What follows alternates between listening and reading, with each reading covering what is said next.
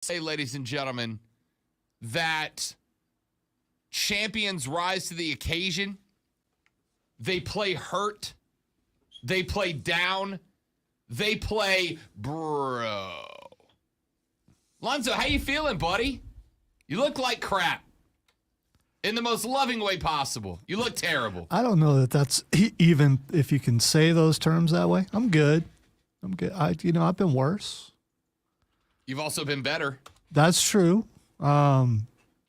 This is all because of the Boo Box beatdown. I can't, That man bun just won't let go. Yeah, actually, my head is still sore. I gotta be honest, and probably will be for another week. I don't know if it's because it was just too tight or what, but yeah, it still hurts. Well, we will.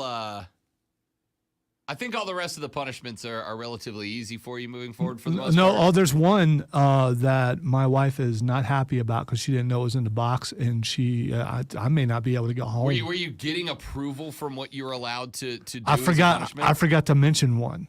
Ah. And it's colors for that that one team that is that other team, the most hated team in the household. Well, I'm afraid I've got some bad news. As you had Tennessee plus 10 last night, and that didn't happen because Josh Allen. And the Buffalo defense. I was going to say, and an inept Tennessee team. Yeah. That probably comes into play, too. What the hell's going on with Tennessee? Yeah, they don't look good. They look bad. Oh, and by the way, ladies and gentlemen, for those of you that did not know, and allow me to be the first to say it on the air, Lonzo, happy birthday, buddy. I know I started the show off telling you look like crap, and you sound like you feel like crap. But happy birthday nonetheless, pal. Wow, you're older today. You know what you look like? You look like crap. Thank you. I appreciate that. That's awesome. It was heartfelt too. I mean, I'm still feeling it. I mean, it's nothing but love, buddy. It's nothing but love. Happy birthday. Sorry you feel the way you feel. Glad you're here nonetheless. Nothing a nap might not cure. Big fan of the siesta. Which possibly could happen like right in the middle of the show. So, I mean, it could happen. Hey, Lonzo, what do you think? And yes, it would be a thump and a snore for sure. Yeah. You're going to get there, pal. We got 2 hours and 56 minutes, and then you can go nap under the desk. Hey, I'll be all right. I'll be good. Texture says, bad news, Brown. Bad news. How come you sound like an evil pirate? That was like yesterday. Keegan called for a birthday Boo Box exemption. You know what? I will be happy to give you the week off as a birthday present. You know what? I accept that, Keegan. I will give Lonzo a Boo Box exemption since it is birthday week, only because based on the first two draws, I know which punishment he draws next. I know what punishment. I may have him draw to see what the punishment would have been, but I will give Lonzo the 1 week Boo Box exemption. You know what? I'm not going to do that. I mean, it's a man's game, baby, and you know what you got to do? You got to pay up. You got to pay up, and I won't be doing it next week because I'm on vacation. So, I mean, if you want to move that exemption to next week, we can do that. But this week, I will pay up, and whatever the punishment is, it will be something that will have to last you for the entire week. Again, I already know what you're drawing. How? Because the draw's the first 2 weeks. There should be more things in there than just, I mean, there should be, I can name 3 things There's that a should lot be more in there. Yeah, so how do you know what I'm drawing? So that makes it sound like this is fixed and it's a work, doesn't It's it? absolutely not. You're the one that draws. You may check the slips to make sure they're good. They are. Texture says, happy birthday, Lonnie. Lonnie? By the way, that's Lonnie? some people called me that as a kid. So Lonnie, really? Yeah. All right. And LON is what my family calls me. Lorenzo Reitzel. I have many names. Still that guy though. Always that guy. So I know 3 things that are in there. I know that Michigan's in there. I know that Tom Brady's in there, and I know that the song's in there. Is there more than that? Yes. Or I've lost so much that we're just running. Oh, Vegemite, is that in there? Vegemite's in there. Yeah. What else is in there? You know what? Before we draw, we'll draw. How about this? How about this? If you draw the Michigan shirt, you're calling the exemption. Yes. It goes back in the box though. Then forget it. The only way to get it out of the box is to do it, but I will give you the 1 week reprieve. If you would like to draw, and if you get anything but the Michigan shirt, not use your exemption and save it for another day, I'm fine with that. All right, let's use the exemption if you draw the Michigan shirt, but the Michigan shirt goes back in the box. That does, however, give you the possibility of not drawing the Michigan shirt for future punishments if there are any. All right, you completely confused me there. If you draw the Michigan if it goes shirt, back, if it goes back in the box. Well, then it can still be drawn. Right, but it also means that you might not draw it moving forward. Or I might draw it absolutely again the very next week. But it gets you off the hook. It at least gives you another chance. You get a birthday second chance. All right, here's the thing. I will take all this into consideration as far as the birthday thing goes. It will take me a little bit for it to get through the stuff that's in my head that's blocking rational and all thoughts, really. So, yeah. Texter says, is Skyline Chili in there? No. Skyline Chili's in mine because I hate it. Yeah, I don't like Skyline Chili either. I mean, I don't hate it, but I don't like it. I hate it. It's disgusting, and I don't understand why you Ohio people think it's some sort of delicacy. All right. It's There trash. again. Why I don't know why I'm lumped into that when I just said I don't like it. No, not you specifically, but it is Ohio. Well, when you people. say you Ohio Yes, people, because that no means one, me. Because no one from outside of Ohio thinks Skyline Chili is good. I think 100% of people who like Skyline Chili are from Ohio. There's probably some people in Kentucky that like it. It's kind of the all Dalmatians are dogs, but not all dogs are Dalmatians. Not all Ohioans like Skyline, but all people who like Skyline are Ohioans. Ohioans. It's Ohioans. I mean, Ohioans that's something totally different, I'm thinking. So it is in mine. And for the record, the Skyline Chili is to eat a very large bowl of Skyline Chili during the course of the show. Like I have to finish a massive bowl of Skyline Chili over the course of a show. Where would you even I'm bagging down chili at 9 a.m. Not excited. Where would you even get that? And chili's good no matter what time it is. But if it's Chili's good chili, good at any time. Skyline Chili is not good. It's just not, dude. It's like you took chili and made it worse somehow. But where would you get it from? I don't know. That's on me to figure it out. Yeah, I mean, most of it's like quasi regular chili that you then put over spaghetti and cover with a mound of plastic shredded cheese. When's the last time you were in Ohio? I've never been to Ohio. So how have you had legitimate Skyline Chili? All right, here, let me tell you this real quick. This is not meant to be how this segment goes, but no segment goes how the segment's meant to go on this show. Man, I don't care. Who cares? I used to have a bar down in Shalimar, Florida. Wait a minute, you owned one? No. Like you, I had you as frequented. In, you know, like how you go to a bar and you're like, this is my bar? No, I don't. It's not your bar, but like, this is my bar. No, I don't. You don't. Everybody else does. There was a bar down in Shalimar, Florida called Shalimar Cheers, where everybody knows your name. It was my little neighborhood bar. Right. And it was a phenomenal little dive bar. And I lived not a 6-minute walk away from Shalimar Cheers. And so Shalimar Cheers had like the mug club where you paid like $100, but then you got $2 off every beer the rest of the year. And it was just a fantastic little dive bar with pub food. Well, then one day, the owner, a guy by the name of Jeb, who was a stellar dude. Do you have a common name in Florida? No, but it is in Alabama, and where I lived in Florida was basically southern Alabama. Okay, all right.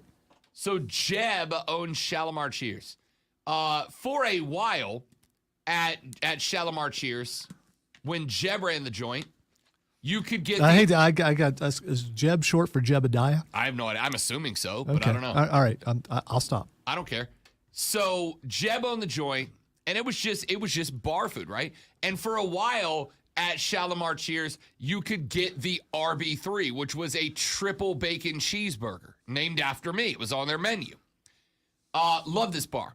And then one day, Jeb hired hired a band, and the band's lead singer was this 68 some odd year old woman with a diva complex.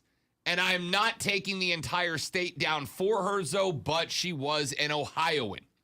And she showed up to play music, and her band was atrocious, but Jeb let her in there anyway. And then one day, she talked Jeb into taking a step back and letting her serve as GM, right? She's like, I know you've been running this place for 30 years. Why don't you step down and let me run the joint for you? And for whatever reason, Jeb listened. And so Jeb stepped down, she took over, and this is not meant as a shot. I grew up with like Southern soul food. I'm a fan. She took all the good stuff off the menu and she started replacing it with like Northern food, right? Like, for instance, you know how hot it gets in August in Florida? You understand that hot clam chowder doesn't go on a Florida bar menu, my guy, right? There was like clam chowder on the menu. There was like, I'm trying to think of something. It was like all traditional Northern foods, and it was all like cold weather food, right? Like one of the sides. Oh, she put a lobster roll on the menu. All right. All this stuff sounds like Northeast. It does not sound like Ohio. Oh no, I don't get how all this is Ohio's fault. I agree. But then she replaced the chili cheese dog with Skyline chili. So you've never actually had real Skyline chili? I tried it. No, she's from Ohio, so if it's if not, it's on her, not me. No. Skyline Chili is actually it's a restaurant. It's not a type of chili. It's an actual. It's a restaurant chain. They apparently, according to my 17 seconds of internet research, apparently Skyline Chili sells their Skyline Chili in the can, and Texter's telling me that Publix carries it. All I know is Skyline Chili's gross, and you guys don't get to claim it's not by covering it up with 30 pounds of shredded plastic cheese and pretending like, oh, now it's good. No. It's still bad. All right. So I get you don't like what that lady made. And listen, I don't like the actual Skyline Chili, but you've never had the actual Skyline Chili. And like anything that a restaurant bottles or puts in a can, it's never as good as what it is at the restaurant. So I say you go to Ohio and try actual Skyline Chili. And it probably still will suck. I mean, because I don't like it, but you might. I've never been to Ohio. I will give it a shot. I've never been to Ohio. I'll give it a shot. I would be willing to try it there just to say I've done it. But every experience I've had with Skyline Chili so far, it has been terrible. And I don't know anybody who has been to Cincy and tried Skyline Chili and was like, oh, well, now my opinion's changed. The other thing is, I'm not from Cincinnati. I'm from Columbus. Why would I like something out of Cincinnati? That's where Skyline's from. So you like everything out of the state of Florida? I know you don't, because you're not a big fan of Jacksonville. No, so why am I a big fan of Cincinnati? You're not, but you're defending Skyline Chili. No, I'm not. I'm just saying you've never had the actual. That's what I'm saying. It's like eating White Castles out of the freezer section and thinking that's what real White Castles taste like. That's fair. And it's not. That's fair. The punishment remains. I've got to make a gigantic bowl of Skyline Chili and eat it live on the air during the case of the show. And during breaks on the show. That's not nearly as bad as anything that I've had to do or will have to do. And plus, you'd have to lose to do all that anyway, so it's all hypothetical. Texas says the real question is the RB3 still available at that bar? I don't believe that it is. You can ask them to make you a triple bacon cheeseburger, but the RB3 triple bacon cheeseburger was on the menu for a while as the RB3, and it got taken off. I don't know why. I don't know what I did to tick. I don't know if it was a Jeb decision or if it was a Diva Ohio who wrecked the menu decision or what. But if there are 80 bars around here that would like to create a triple bacon cheeseburger on your menu and name it after me, you have my blessing. You don't even have to ask me. Just do it. You know, Chris Evans has his own burger. Where? I forget the name of the place. One day we went over there one Saturday to actually have the burger, and they were closed like at 4:00 on the Saturday, so we couldn't eat it. But he does. Captain America, Chris Evans down the hall. Get down here. I need to know this. All right, because I'm going there for lunch today. He's probably not listening, but yeah, he does. And we specifically went over there to have the Chris Evans burger, and the place was closed. Now I need that. And I believe he checked, and it was still on the menu. All right, we've got a lot of stuff to get to on the radio broadcast today, including a full breakdown of the win last night for Josh Allen. 41-7, your final last night. The Buffalo Bills were 10-point favorites. The Buffalo Bills won by a lot more than that. It was, what's wrong with Tennessee? How is this a team that was threatening Super Bowl like last year? And now they're in the Cincinnati camp of WT bleep, bro. I mean, everything went wrong. Tannehill was throwing pick sixes. Derrick Henry still hasn't been able to get going. The defense was atrocious. Granted, Josh Allen was 26 of 38 for 317 and 4 touches. But, what? That is 4 consecutive games with 4 total touchdowns for Josh Allen. Ties Drew Brees and Dan Marino. That streak remains active, which means this upcoming week he's got a chance to make it 5. Only one other quarterback has done 5 consecutive games with 4 touchdown passes, and that is King Forehead himself, Peyton Manning. Josh Allen.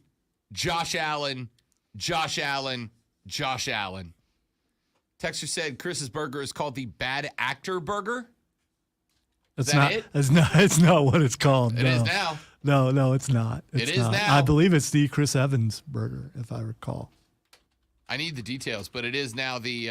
I texted him and asked him to come and tell you, but he may have actual work, like fixing my computer, you know. Northgate Soda Shop, is that a place around here? They have a Chris Evans burger, according to Facebook. Sounds familiar. Northgate Soda Shop. I don't mean to do detective work in your ears. It is. That's where it is. That's where it is. I don't want to log into Facebook, but I have to now. I gotta see this. Chris is on his way. All right, well, let's take a break so we can talk about it when he gets here. Because I have question marks. Facebook.com/thefan upstate to watch the live stream. YouTube, search and subscribe to the Rob Brown Show to watch the live stream. Coming up on today's show. At 11 and 20 minutes. At 11:20, it's faces and heels because it's Tuesday. I won't forget today. At 11 o'clock, Lonzo draws his punishment from the Boo Box. If he draws the Michigan shirt, he will be allowed to replace it and take the week off. If he does not, it'll be up to him if he wants to replace it and not do it as a birthday exemption or keep the birthday exemption for later. We've also got to break down people. Y'all, the folks going after Shane Beamer have got to stop. They've got to stop. Talk about that when we come back. Liberab the Woke Warrior even has Shane Beamer's back in this one. Talk about that next on the Rob Brown Show in the Fan Upstate. Warehouse. Stay right there. Stream. Be right back.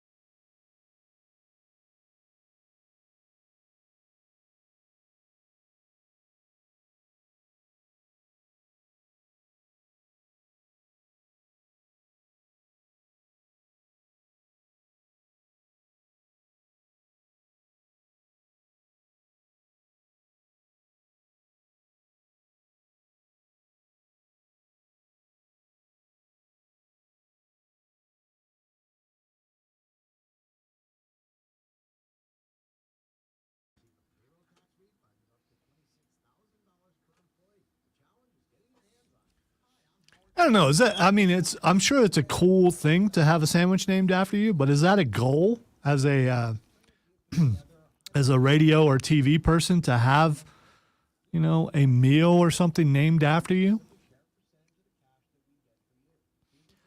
I remember Mike Gallagher used to talk about that all the time. I think he had a hamburger, still probably does at BB's.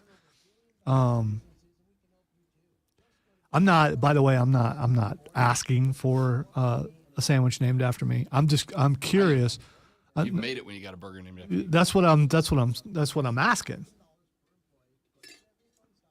By the way, if anybody is free for lunch, probably about 2, I'm gonna go over there. Dude.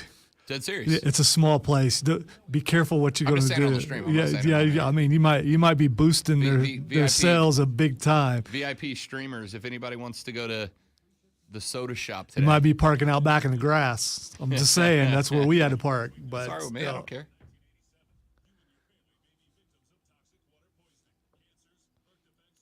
So yeah, if anybody's off at lunchtime, wants to go grab lunch with me, probably gonna do that. Someone needs to tell Rob that 2:00 is not lunchtime.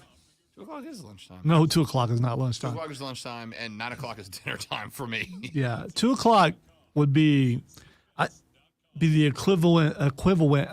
Be the exact same thing as brunch, except in this case it's between lunch and dinner or supper or whatever you call it. 2:00 might be dinner Yeah, because but you eat like 6 times a day. Yeah, so. I didn't say it's bad. I'm going there for lunch today.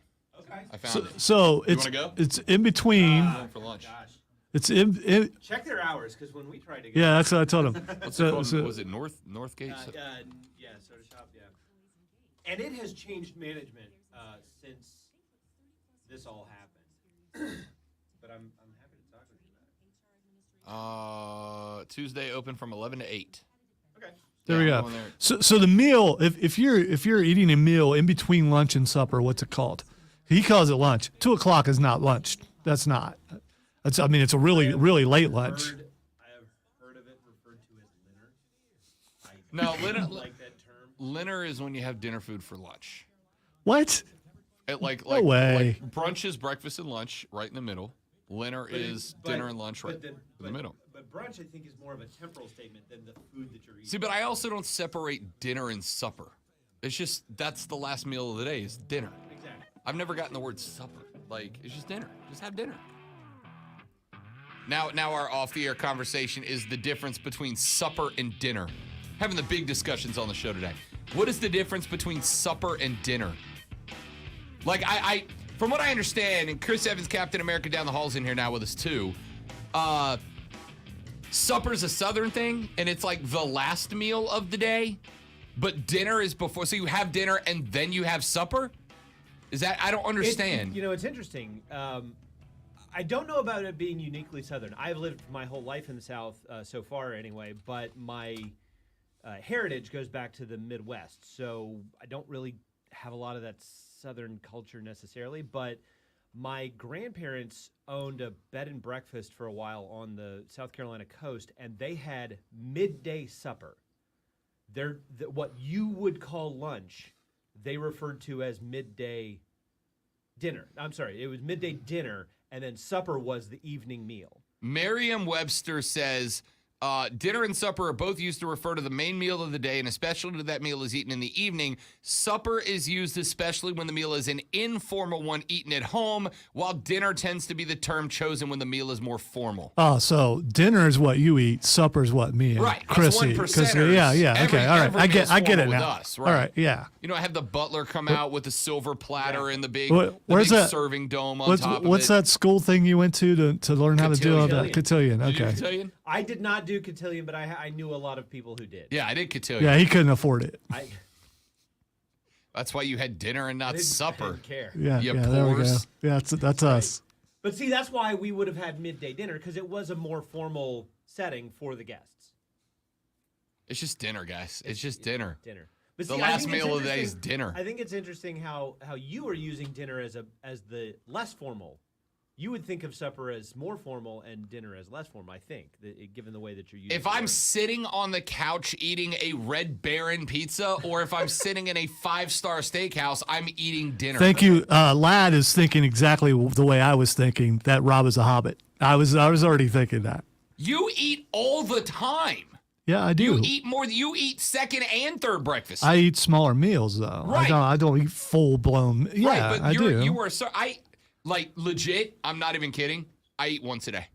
I eat once. That's unhealthy. It really is. It's unhealthy yes, for I'm yeah. not the pinnacle of health. Yeah, I think it's just, anybody who looks at me can tell you that. I'm not saying it's a good habit. I'm just saying like I don't eat. I'm not hungry at breakfast. I don't eat. I usually eat a big meal around some 3:30, might 4 say o'clock, it's and then I'm lazy. just good. I mean, you could say it's lazy if you only eat. Well, I just only eat one meal a day. I'm not hungry. Oh, okay, that's But weird. then what I do eat is like a 16,000 calorie, and I'm like Michael Phelps without the athletic prowess or success. So now we know that that all the times that I have said that he's actually a robot in artificial intelligence, this is more proof. He just eats one meal to keep the ruse up. Texter said, "Is this still a sports show?" Sometimes. Sometimes. I was wondering. Excuse me. Well, first of all, eating is a sport. It's That's a good point. yes, it is. Lonzo brings it back around. Yeah, I do, and you know what? This is a sports show, but it's also about life. If sports is your only life, then you need to get a life. Yeah, Texter, get a life. Get a life. Anyway, I'm going to get the Chris Evans burger at lunch if it still Oh exists. yes. The last time I checked, which admittedly was a couple of years ago. Is it just a 4 burger? years Is ago. there anything on it? No. Yeah. So I let me tell you the story. Back in a previous life, people will recognize that I had a I don't know, moderate theater career here in the upstate area, and one of the folks that I performed with was the owner, then owner. It's changed ownership now, but then owner of the Northgate Soda. By the way, his King Lear knocked him dead at And Shakespeare in the Park. I did not play Lear. I was in Lear, but I did not play Lear. It was a movie reference, and I just tied it into Fair enough, yes, thank you. yes. Anyway, Trevor Slattery. The Anyway. owner of the Northgate Soda Shop was in a show with me, as a fellow cast member, and we would just go over there after rehearsals because it was her place, and it became the sort of cast hangout for the duration of the show. And one night after a particularly long rehearsal, I decided I'm gonna order a burger, like just kind of a regular burger, but I'm gonna ask them to put a fried egg on it. And I'm not claiming to have invented this. I don't think I did. But I will say that this happened before you found that on a lot of menus now. It shows up on a lot of burger menus now. So it was, again, I don't want to claim to have invented it, but You didn't. It was. I good. do feel like I was trend setting. You're a hipster. It was. You're a hipster. Yeah, it was trend setting a little bit. So I asked for this, and it was delicious. It was a bacon cheeseburger with a fried egg on it. So you were talking about I'm a fan. lunch and dinner and brunch and dinner and all of Yeah. these sort of in between meals. You've got your breakfast, egg and bacon, but bacon also fits well on the cheeseburger. So I was kind of straddling that culinary fence there, and it was so delicious that I told the owner then of the Northgate Soda Shop that I was going to petition her to call it the Chris Evans burger. All I wanted, it was shameless self-promotion. All I wanted was that it was named after me. And she finally acquiesced and put it on the menu as the Chris Evans burger. And as far as I know, it's still on. There you go. Going for lunch today. I just want to point out that acquiesce is a much too big of a word to be used on this station. You're welcome. Not just That's this show, just for but you. the entire station, ever. I will see you at lunch, buddy. Okay. Or I won't, but I'm going either way. Enjoy. But Thanks, you pal. you will the, see him because you're going to see his Get the burger. onion rings too. The hipster in chief, ladies and gentlemen. Chris Evans, Captain America down the hall. All right. Let me get this in real quick because I got to talk some sports at some point, right? I have watched over the past. You know, I got a headache. It's my birthday and I'm surly, but quit apologizing. I mean, it's your show. You know what? It is what it is. You wanna talk It eggs is. on burgers? You, Go you know bananas. what? It is what it is until management steps in. Fair enough. I have watched for the past 2 days Shane Beamer get dragged because of his reaction to the female athletes in South Carolina being recognized in their Title IX celebration on the field. And I saw this morning the headline on Yahoo Sports. And it reads like this: Lonzo, fair or foul for this to be the headline on Yahoo Sports. South Carolina football coach apologizes for berating female athletes during Title IX ceremony. That's BS, right? That's bullboat. I was just going to say, shut up. Yeah. That's just ridiculous. I mean, that's you're looking for something. That's what you're doing. You're looking for something. I get being for causes and all that. You're just looking for something that's not there. They were disrupting the game. This was poor planning. It wasn't his fault. And all he was doing was saying, get off the field. I just, and he will continue to apologize, and he doesn't need to. He will.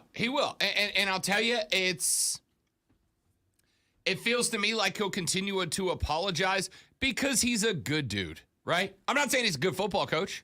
He just seems like have they called for his dismissal yet because of I'm how sure he someone treated? somewhere Yeah, has. because someone somewhere has. you're not gonna like this word, Rob. But has Shane Beamer been canceled yet? No, not at all. They're probably No. working on it. Scratch that. He's been canceled by some South Carolina football fans, but that's because they don't think he's a good football coach, right? And he doesn't have it to manage the squad correctly. Yeah, Will Muschamp would have just glared at him with his glasses on the tip of his nose, and they would have ran off the field Yeah, probably. because that's scary. Probably. Shane Beamer, I know you're listening right now.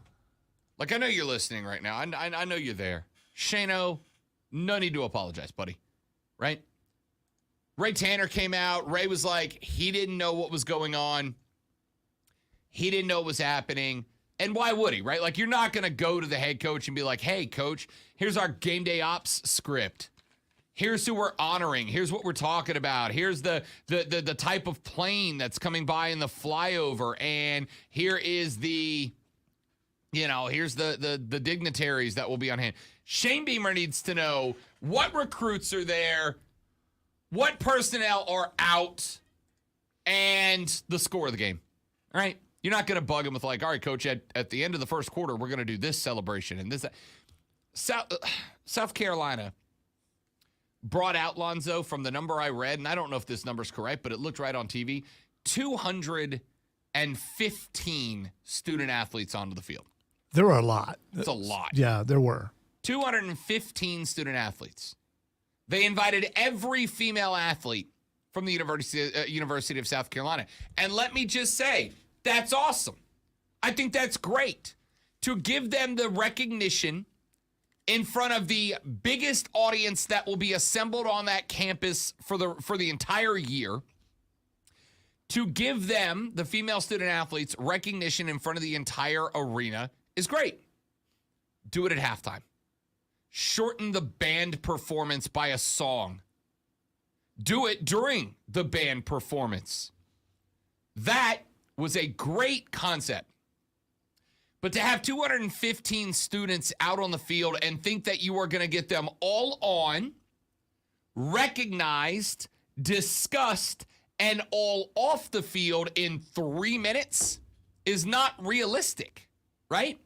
It's not realistic. And Shane would not have known what was going on. So to write the headline, South Carolina football coach apologizes for berating female athletes during Title IX ceremony is bullboat. It's bullboat. It's dumb. It's a bad take. And I don't know, man. Like, I don't know. I don't know what to say about it. Shane didn't do anything wrong. It was 4th and 9. It felt to me like a do or die situation. It felt to me like if you score here, you have a winning the Powerball style odds to stay in this football game. Right? Like you weren't. You were still going to get it handed to you. But if you score here, maybe you got a chance at winning the lottery and making it closer than we thought, right? If you score here, maybe you can stay within the cover. But you got to score right here. You've got to score right here. And it's 4th and 9. The team feels like they have the tiniest bit of momentum.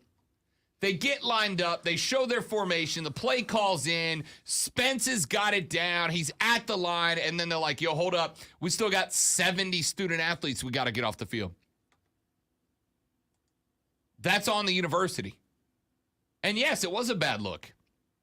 Yes, it was a bad look. But to write this about Beamer it's bad. You're setting him up to look like a bad guy. And I get it. Again, Liberab the Woke Warrior is all about recognizing these female athletes. They deserve it. Their time in the sun is earned. It is deserved. It is good that you wanted to give it to them. I applaud the decision to celebrate Title IX.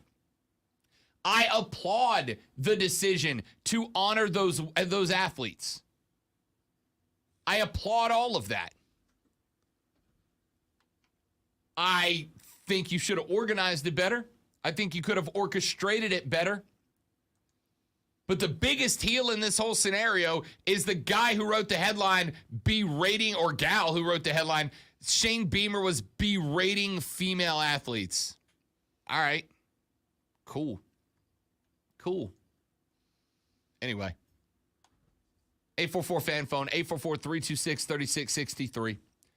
Text us on the Preferred Home Services text line, 71307. Start your text with FAN, F-A-N, FAN, and then send your text. We'll read them on the air.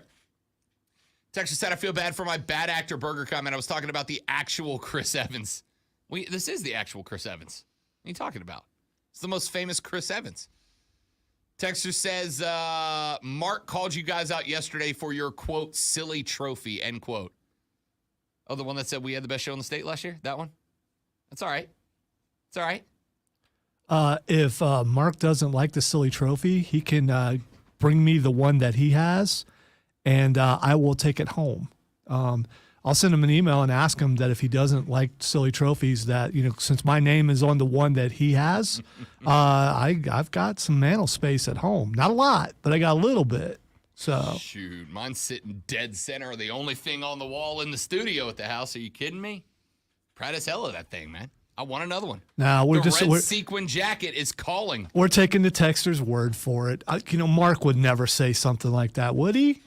That's beneath him. Discount double check. All right, let's take a break. We'll come back here in just a minute from right now. We got some more. I got more thoughts on the Panthers loss. I want to talk about that.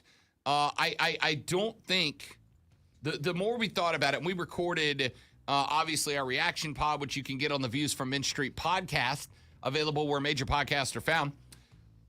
We talked a lot about it. And I'm in a spot now where I'm kind of like, maybe it's not quite as bad as we made it out to be. Maybe it was a knee-jerk reaction. Wait. As bad as you made it out to be. Maybe it's not as bad as I made it out to be. So don't you put that on me. The hopelessly optimistic one on the other side of the glass was like, dude, you've got to chill. I'm like, it's pretty bad. Maybe not quite as bad as I thought. We'll break that down later in the show. It's the Rob Brown Show on the Fan Upstate.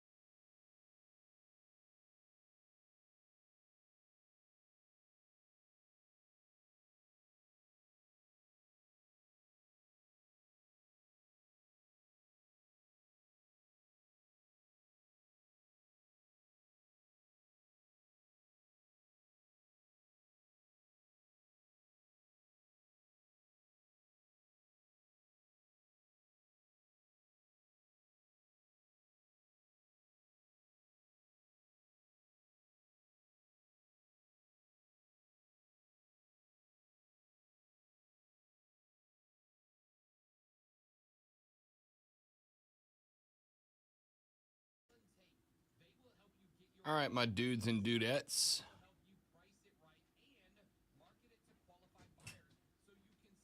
Joey Chestnut is a HOFer. 100% an HOFer.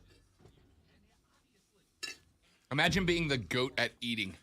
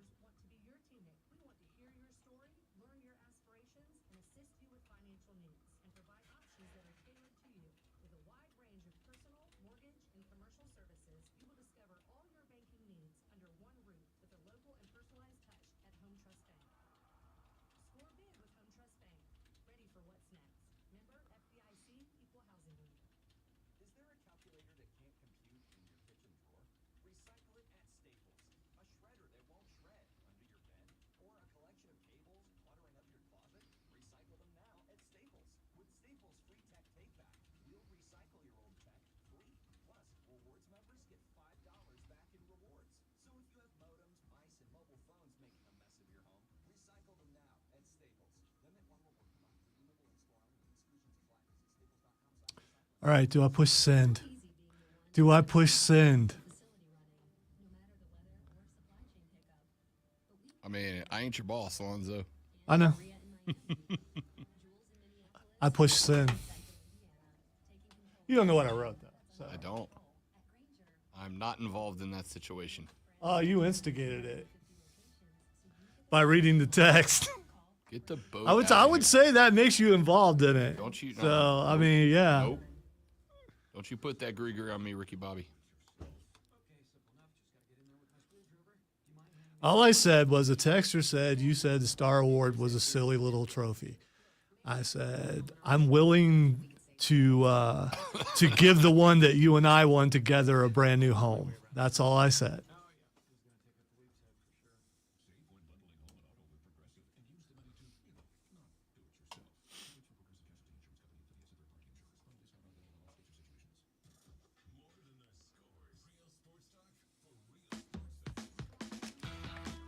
Yeah, but Herm got fired. All right, putting a bow on our number one here on the Rob Brown Show and the Fan Upstate.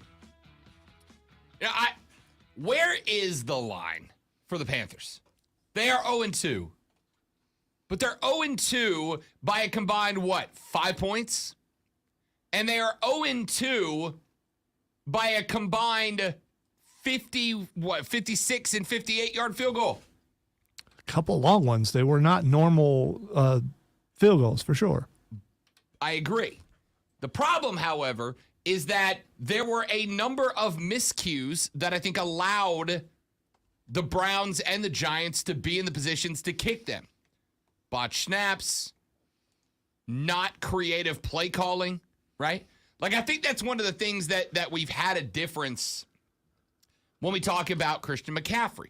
McCaffrey's been touching the ball about 20 times a game.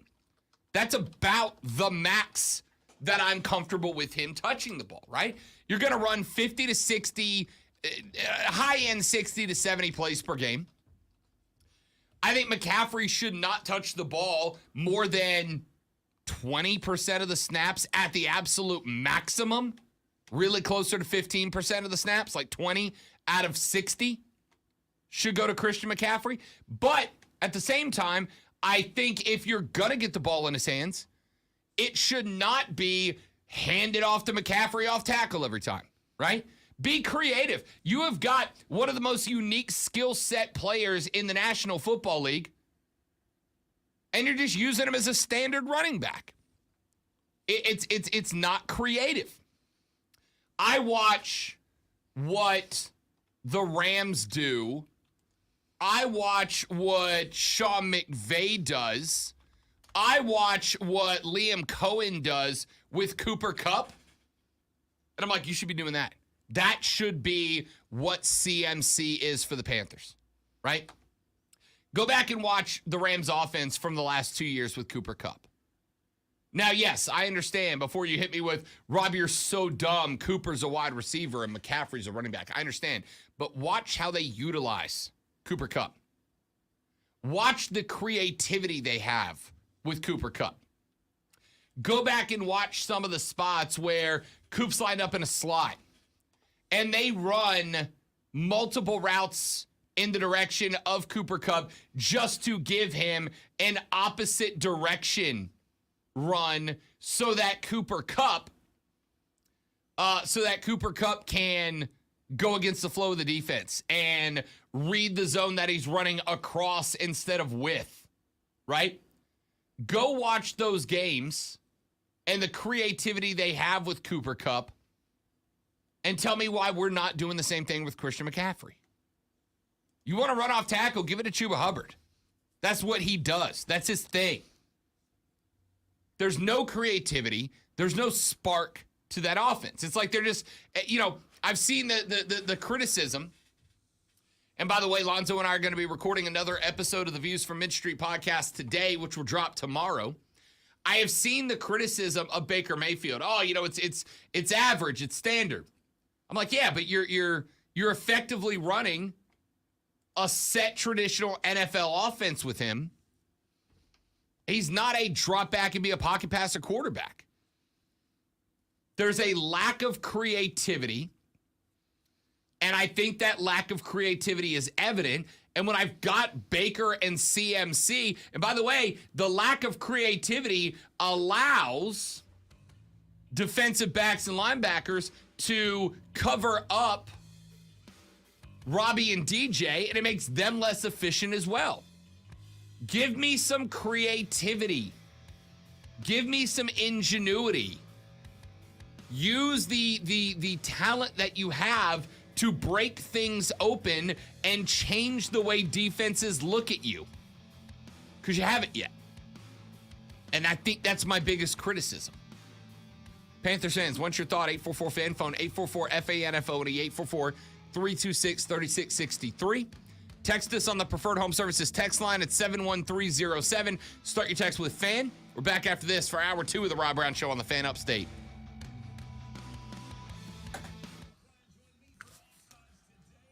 Rise Guys just got Tony Khan.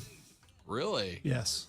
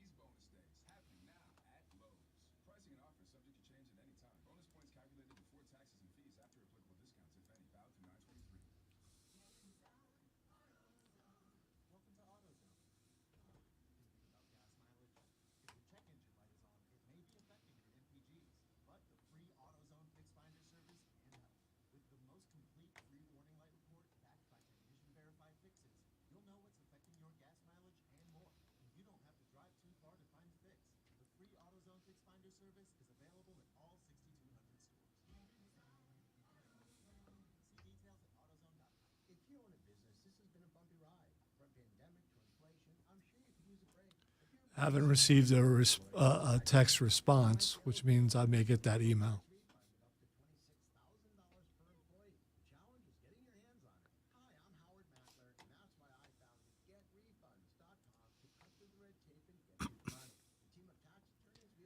I'm sure he knows that I'm just joking. But if he does want to give me a trophy, I'll definitely take it.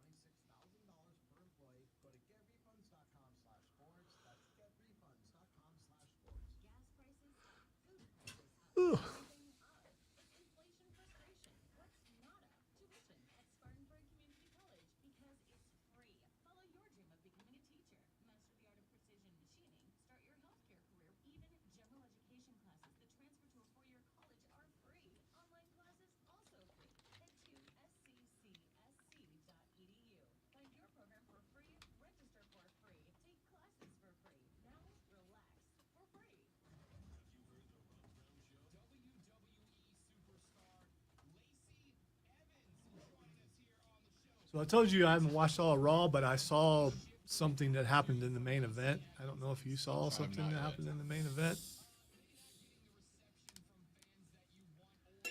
Has to do with someone we were talking about earlier. About a poor promo. Oh, yeah. Might have been on purpose. The promo? I'm just going to tell you, the lights went out for a brief second during the match.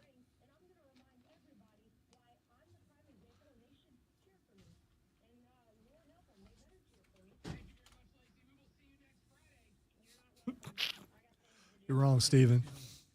Thank you, Trey.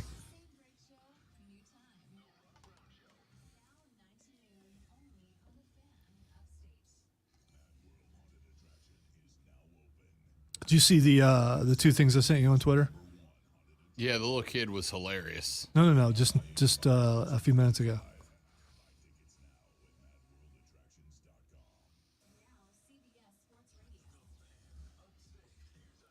Oh, 100%. Like, I haven't seen that angle. Him watch as soon as the fight starts, he's just walking like, look what I just did. yeah. That's what I'm saying. He waits till everybody gets in front of him, and then he starts. Then he wants to be a bad man.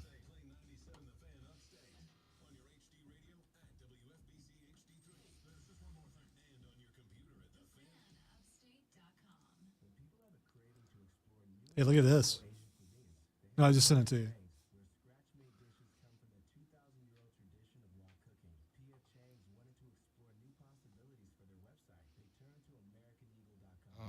The Dice. it hasn't come through yet.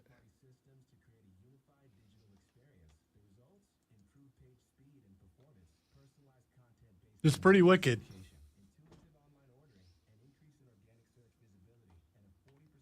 Hadn't come through yet. It's weird.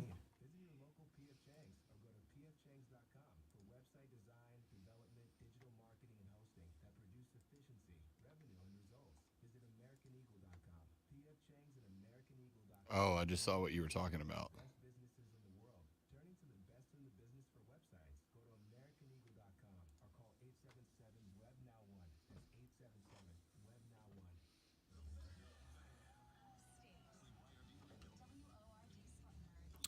DVR, James. DVR.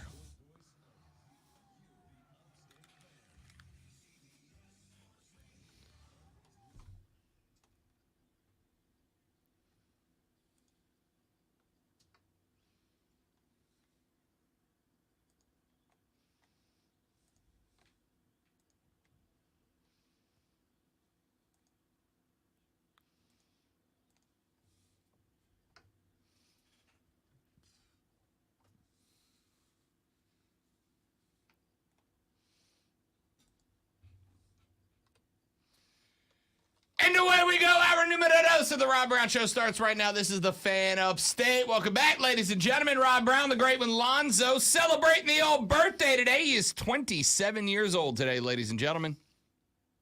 I wish. And he is exceptionally happy because I find myself, Lonzo, turning my back on Tom Brady today. I find myself, I think all of us in life, Zoe, First CM Punk, now Tom Brady. I know. It's a banner year for me. It really is. I think that in life, all of us need one particular type of friend. I think all of us need that one friend who just gives us the truth. Ain't no sugarcoating, ain't no worrying about your feelings, right? That one friend that's like, dude, you're being an idiot, right? All of us need that friend. I think all of us have had and all of us have ignored that friend for many years to your own detriment. I had a buddy of mine that when I started dating Jacksonville girl was like, Rob, I love you. She seems very nice, but she's a man-eater, right? Like this is what she does. She's going to get you to do all the things. You mean like, oh, here she comes? Look out, boys. She'll chew you up.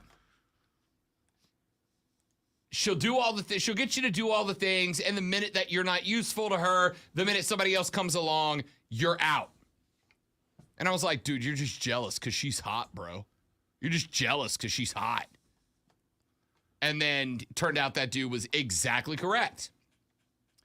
And had I listened to that dude, it would have saved me from moving to America's worst city. And the strife that came with that. All of us need that one friend that's going to grab you by the shirt collar and be like, look, dude, X is bad for you because Y. And I know it hurts your feelings because I know you think you got a good thing going here, but you got to trust me. This is not the right call. This is not the right decision.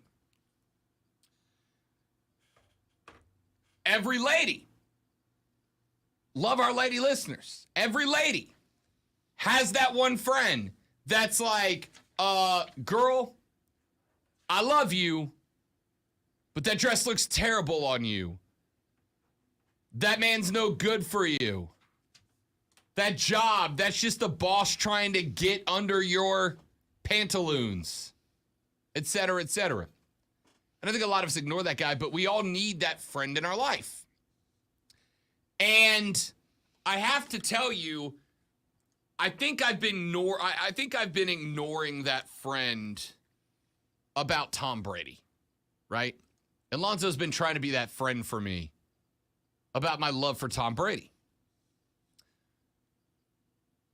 And I don't know if this is just because it's my team. So I am inviting you, nay, demanding that you guys give me your input about this Saints-Bucks thing that happened on Sunday, the fight.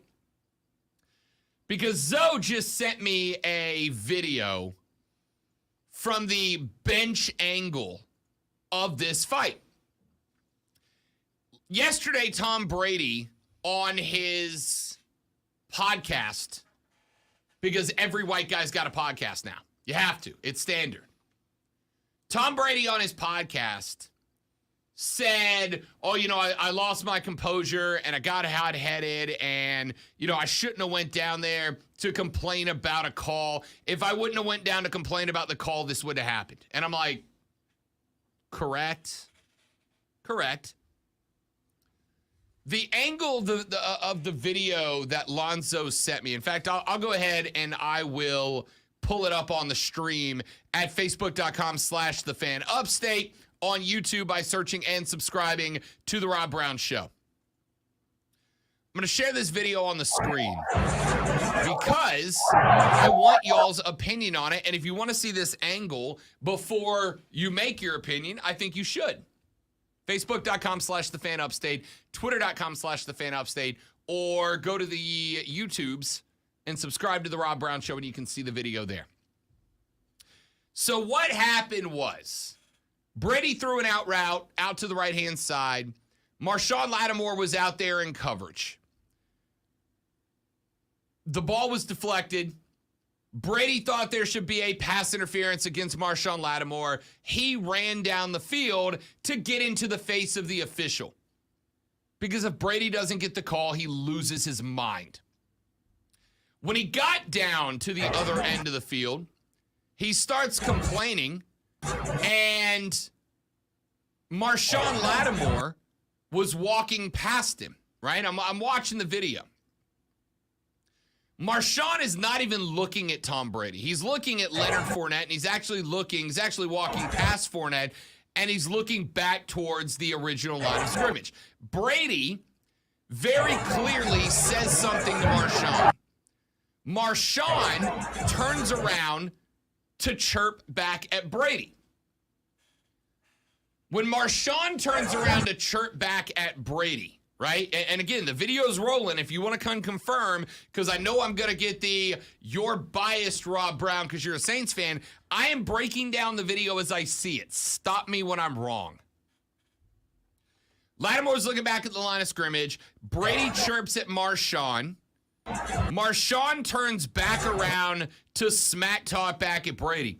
As soon as Marshawn turns around to face Brady, Leonard Fournette puts his right hand just on top of the number 2 of Marshawn Lattimore's 23 jersey and shoves him, right? Again, watching the video. Right hand goes to the jersey, he shoves Marshawn. Well, Marshawn obviously ain't having none of it. Marshawn turns around, puts his hand on top of the number 7 on Fournette's jersey and shoves upwards. And when he does, he pushes Leonard Fournette's head back. Well, as that is happening, another Saints defensive back comes over, gets between Marshawn and Lattimore. Mike Evans, who at the beginning of all of this is, 6 yards away from where the scrum is happening. Evans sees what's happening, cuts on a dime, runs around the right shoulder of Brady, uses him. By the way, Lonzo, I would label this as an outstanding route running effort from Mike Evans. Watch him dip the left shoulder to get around Tom Brady and level a hit. Scrapes off the edge of Brady's outside shoulder and just levels Marshawn Lattimore, right? Just levels Marshawn. Scrapes off, bang, levels Marshawn. Well, as he does this, right? As he does this, Brady all of a sudden, the guy that was marching at Marshawn a minute ago kind of slows his walk up a little bit. Now, he's got Evans, Lattimore, and one other Buccaneer between him and Marshawn while the fight's going. And what does Brady do? He stands behind the entire offense and lets them fight, walks up to the line of scrimmage, and does nothing. He starts the thing by chirping at Marshawn. As soon as Marshawn's like, yo, hold up, wait a minute. I don't care if you the GOAT. I'm not letting you chirp at me about this. As soon as that happens, Brady gets Leonard Fournette to step in. Evans comes around, absolutely creams Marshawn Lattimore, and then the fight starts. See, that walk is the walk of that little guy in your group who just got you into a fight, and he's walking up like he just did something. That's Brady's walk, like what I just did. That was, these people out here fighting for me. I don't have to do anything. That's a cocky walk. That's Brady's entire career. Right? You know how to describe Tom Brady? Mike Evans got a 1-game suspension for this, and he should have. He absolutely should have. Mike Evans levied the hit that started this whole thing. Should have. But we were talking about this because, she's a Brady fan too. That's Brady guy. I want to beat him because he's in my division, but I've never had ill will towards Tom Brady. I thought it's all jealousy. And then I watched this. I said, you know who Tom Brady is? I dated a girl very, very briefly a number of years ago, Lonzo. Very briefly. Very pretty girl. Out of my league.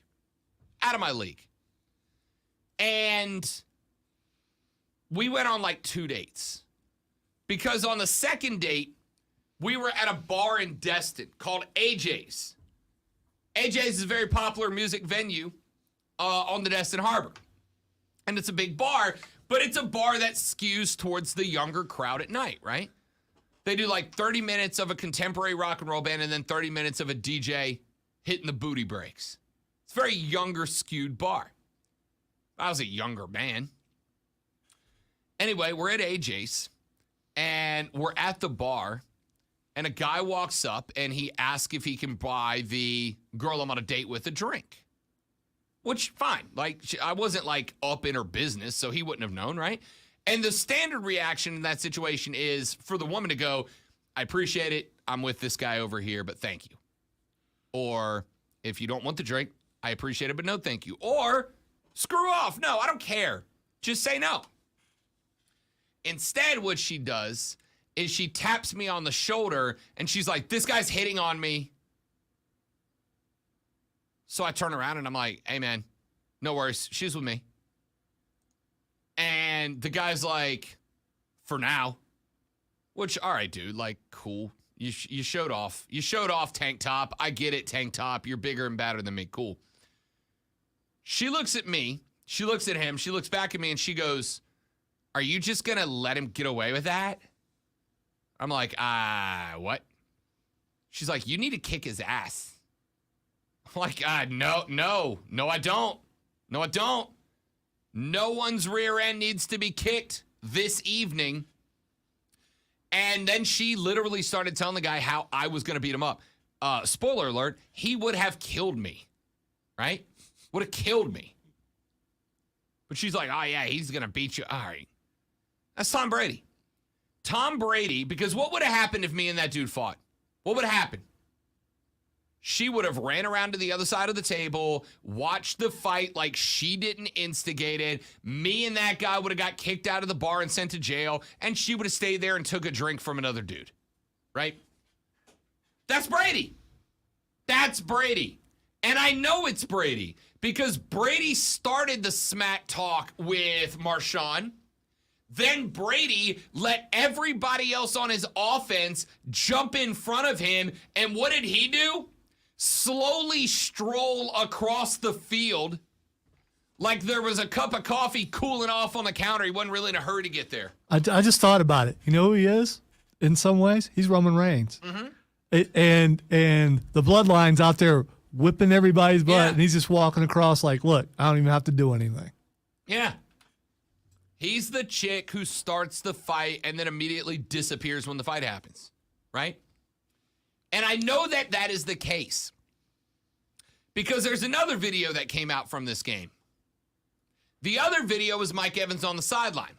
While the officials are sorting out the fight, while the officials are pulling guys off the dog pile, while the officials are in their notebook deciding who's getting 15, who's getting kicked, who's getting flagged, et cetera, while all that's happening, Mike Evans is on the sideline talking to the coaches about what happened. And somebody got a video of Mike Evans' face. And he said, Lonzo, that's Tom Brady. What was I supposed to do?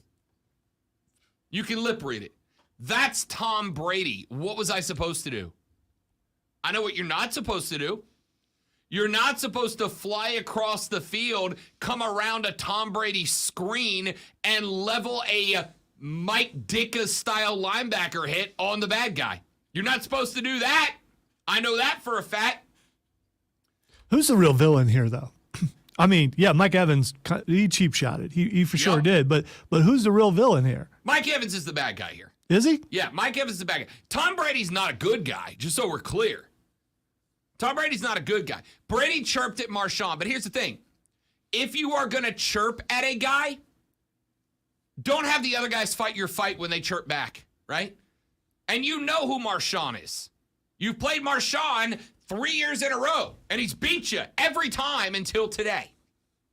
You know that guy is, and you know what he's done against you in the regular season.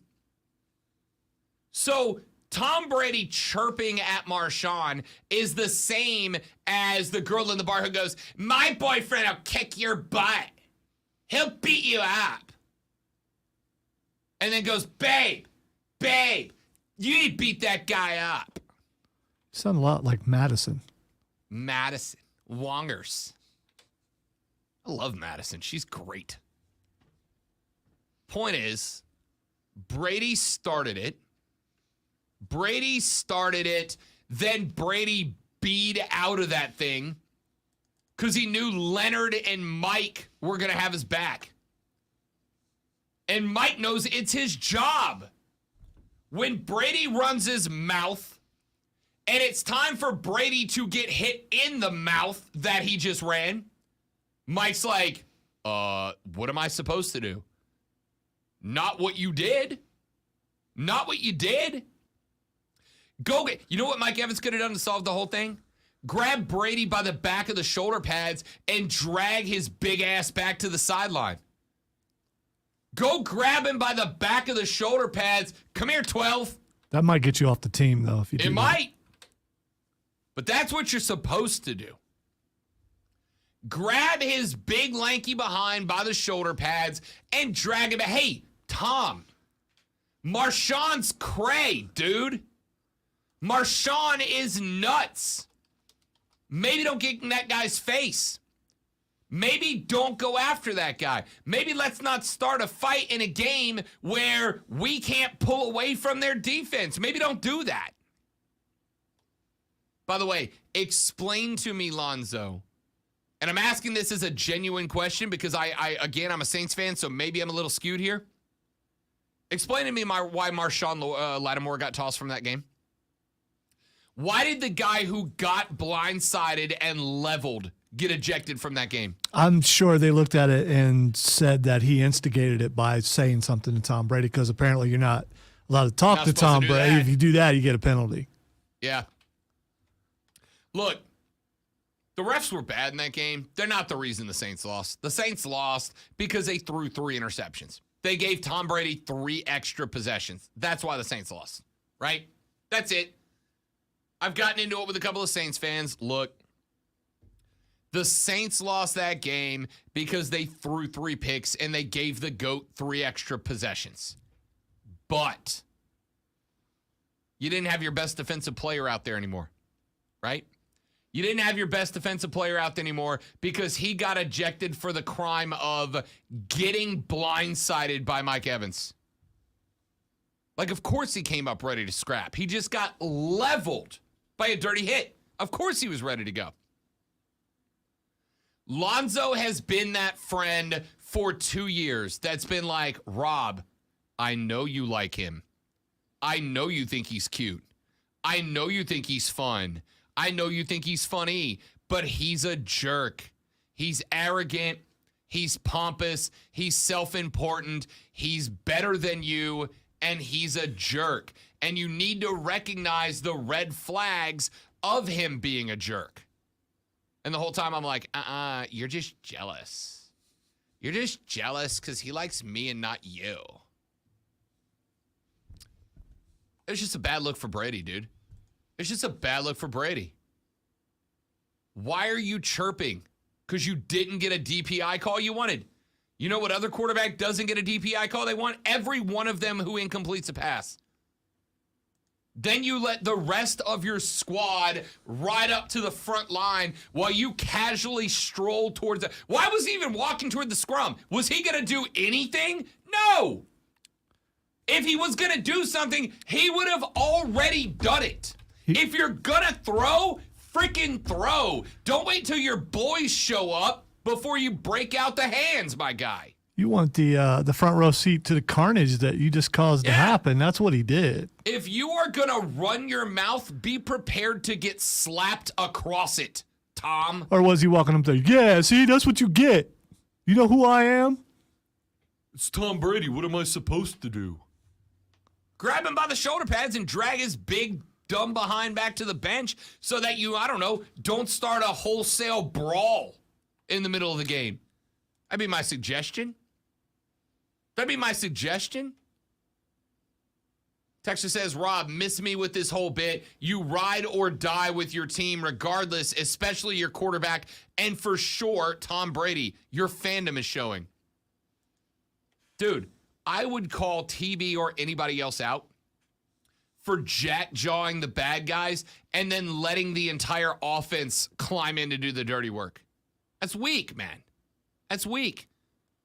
And if you're not ready to throw hands and get that smoke, then don't run your mouth, right? Marshawn was not even looking at TB12 when 12 decided he needed to chirp at Marshawn. And Marshawn's like, yeah, no, I don't care who you are. I don't care who you are. James said, didn't Bruce Arians egg him on? Why was Bruce Arians on the sideline? Why was Bruce Arians on the sideline interacting with players? Is he a coach again? But I guess we're just good with that. But to be honest with you, James, I don't really care about that. I don't really care. It's not on Bruce. It's not on the rest of the offense. It's not even on Leonard Fournette, for the record, right? Leonard Fournette saw a crazy Marshawn Lattimore walking over towards Brady ready to go. Of course he's going to defend his QB. I got no problem with that part. It was the flat-out blindside linebacker hit from Mike Evans. It was Brady jack-jawing for no good reason. And then everybody's like, oh, look at the Saints. Look at the Saints. How dirty. Was it? Was it, though? It is the first time in a while that I've looked at Brady and I'm like, you're kind of the bad guy here, dude. You're kind of the bad guy here. And I don't think it has anything to do with me being a Saints fan. It's just, that's a bad move. If one of my boys in the bar started a brawl and then climbed behind me while it was happening, no, I'm going to grab him by the jersey and throw him back in the middle of it. You did this, bro. You did this. Finish it. You did this. Own it. It was weak. It was weak from TB12. It was weak from Mike Evans. It was just weak from Tampa as a whole. Texture said, I'm that dude that throws the hands. I'll deal with the BS in the locker room. I mean, Mike Evans will be in the locker room next game. The whole game. Suspended. Dude, you can't do that. Can't do it. TB12 started it, and it cost Mike Evans a game. Scratch that. It cost Mike Evans another game because this has happened before. It's a bad look. I don't care what you say. It's got nothing to do with my fandom. It's just a bad look. Take a break back after this. Plenty more to get into on The Rob Brown Show and the Fan Upstate. Prisma. Right back, stream. Don't go anywhere.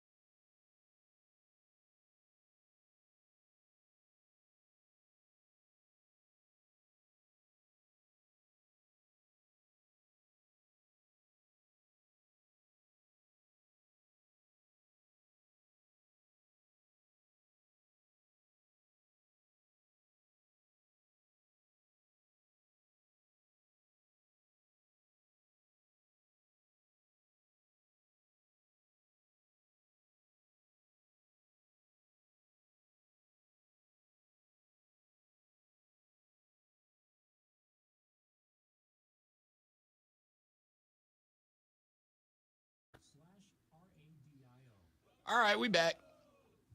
Let's see. James says, seems like Evans done this, but yeah, he has. He absolutely has. And him and Lattimore have gotten into it before, which is why that felt like it was personal, because it was. Doesn't make it okay.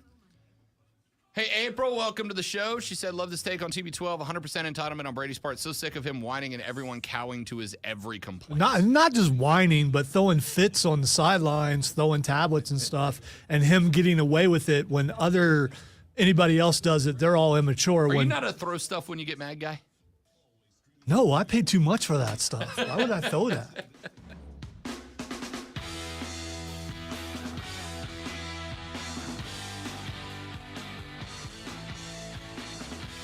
On our Facebook stream, facebook.com/thefanupstate, twitter.com/thefanupstate, or on YouTube by searching and subscribing to The Rob Brown Show. April popped in. April said, Rob, love your take on TB12. It is 100% entitlement on Brady's part. So sick of him whining and everyone cowing to his every complaint. Look, every quarterback is going to argue about TB12. Every QB is going to argue about DPI, right? If a DB puts a finger on the jersey, they want the DPI. I got no problem with that. The problem isn't the complaining, right? Every quarterback's going to do that to some degree. The problem was the chirping at Marshawn and then letting everybody else step in, and between him and Marshawn, getting his wide receiver suspended. That's my only problem with the issue.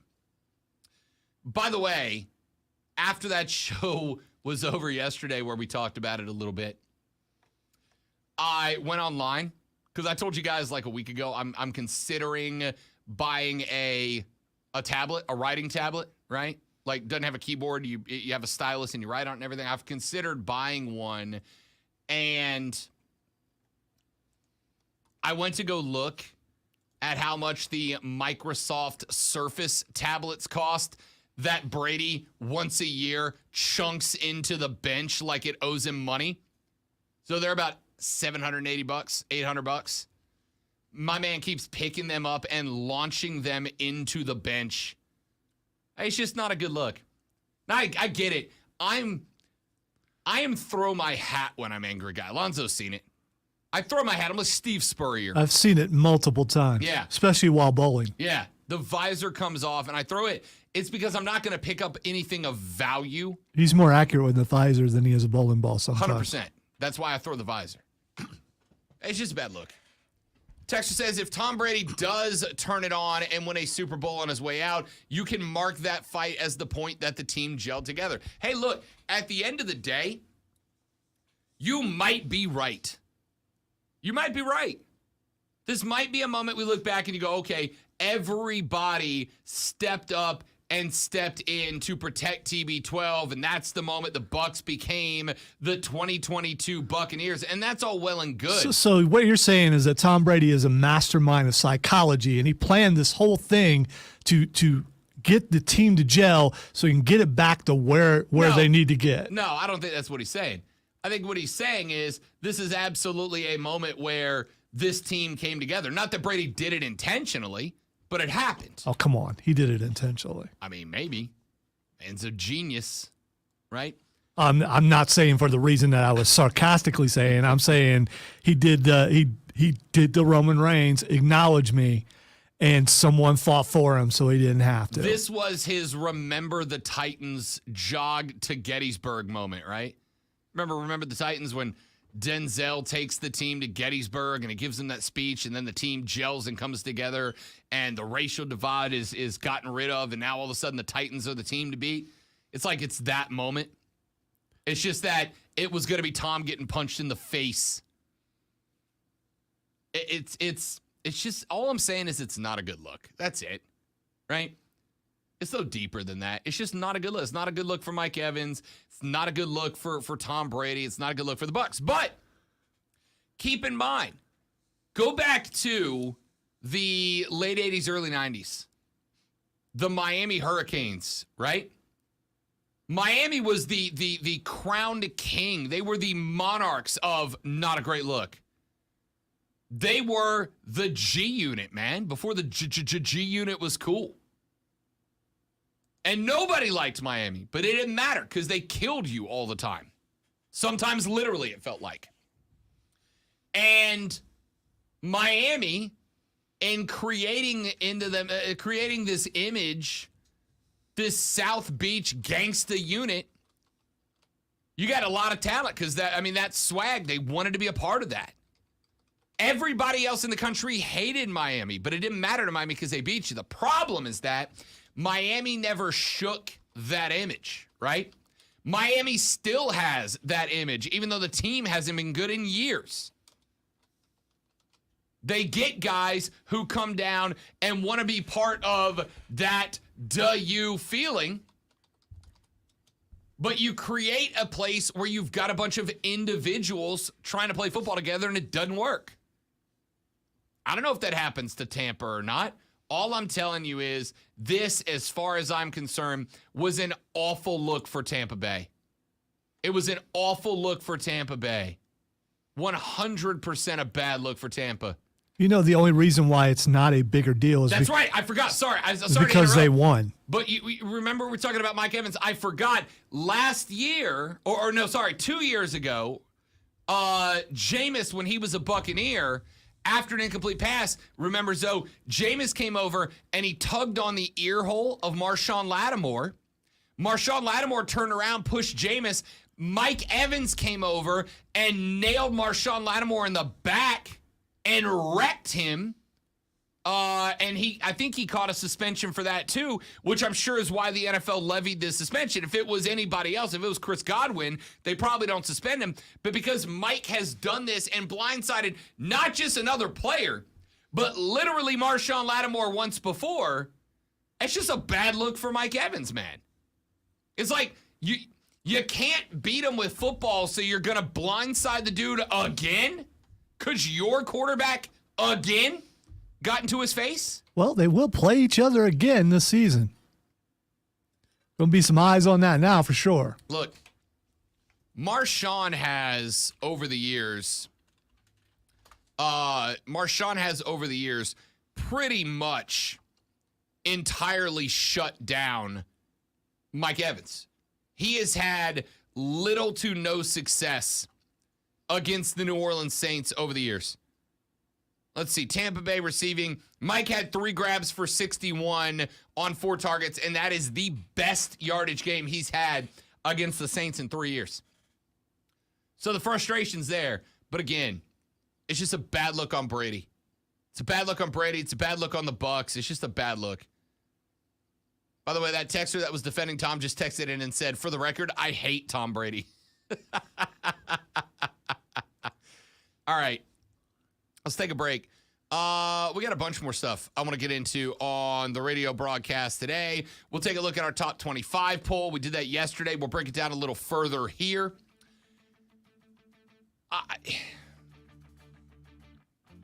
I don't know if I want to talk college football expansion or not. Because I feel like on one hand, we've kind of hit a point now that we're in season that it's not the biggest discussion, and there's not a lot happening right now. But there's not a lot going on with it. We'll get into that later in the show. At 11 o'clock, Lonzo draws his Boo Box bet punishment. We'll see if he decides to take the birthday exemption or not. And at 11:20, we play Faces or Heels. Then we wrap it up with Twitter Trending Topics. The Rob Brown Show rolls on. It's the Fan Upstate.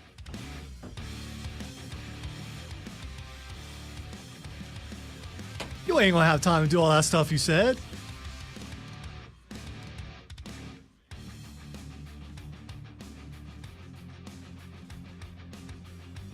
Unless you're going to do it like at 11:40 or something like that. I mean, you got a small segment here. Yeah. That thing at 11 is not going to take the entire thing.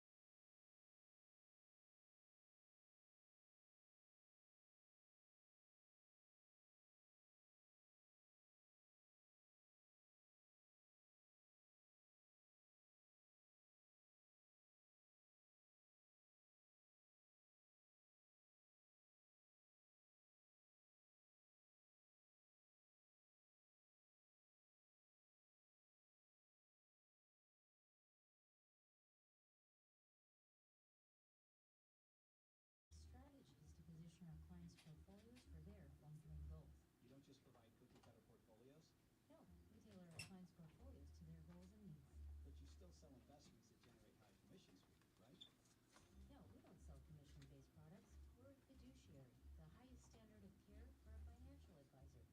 We're obligated to act in our client's best interest. Yep, we have one transparent management fee structure so we do better when our clients do better. Both those went in just because it's my birthday.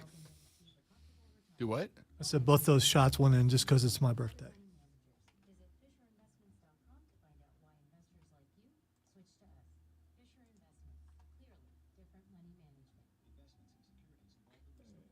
This feature sponsored by Pfizer and BioNTech. It's summertime. Just like reapplying sunscreen helps continue protection against the sun, a booster shot can help enhance protection against COVID-19 after a primary series vaccination, which wanes over time. Schedule an appointment when eligible. Wendy's new French toast sticks are so delicious, some are saying that they're better than their mom's breakfast. Excuse me, did you just say Wendy's new French toast sticks are better than my breakfast? Mom, is that you? Answer the question. I said some people are saying that because they're so crispy on the outside and fluffy on the inside and perfect in every way. Uh-huh. And what do you think? I think it's time to tell people to choose wisely. Choose Wendy's new sweet and crispy home-style French toast sticks. That's still not an answer. Madre Brown says, happy birthday to Lonzo. Thank you. And your power. And your arm and leg. Boost Mobile gives your power back with an unlimited plan for $25 a month on one of America's largest 5G networks. We can't give you back your arm and your leg because we're not qualified surgeons. Unless you're an iguana who can grow limbs back. Switch to Boost and get an unlimited plan for $25 a month. Boost Mobile. Unleash your Although every time someone wishes me happy birthday, all I can think of is when you only got 100 years to live, and I don't want that song in my head. No matter how much you already love your house, you'll love it more knowing you could save big bundling your home and auto with Progressive. Coverage from Progressive Casualty Insurance Company, affiliates, and third-party insurers. Bundle discount not available in all states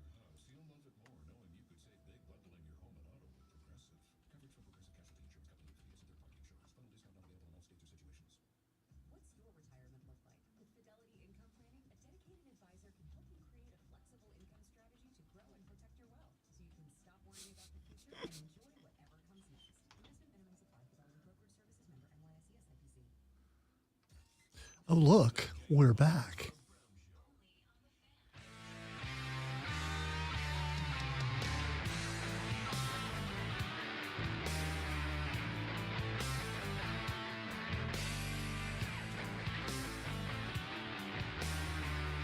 The Rob Brown Show rolls on. Wrapping up hour number 2 here on the show. If you'd like to be a part of it, do so now. 844-FAN phone, 844-FAN-FONE, 844-326-3663. You can also text the radio broadcast at 71307 on the Preferred Home Services text line, 71307. Start your text with FAN, F-A-N, and we will read them on the air. We got a couple of minutes here, so I'll cram this in where I've got a second.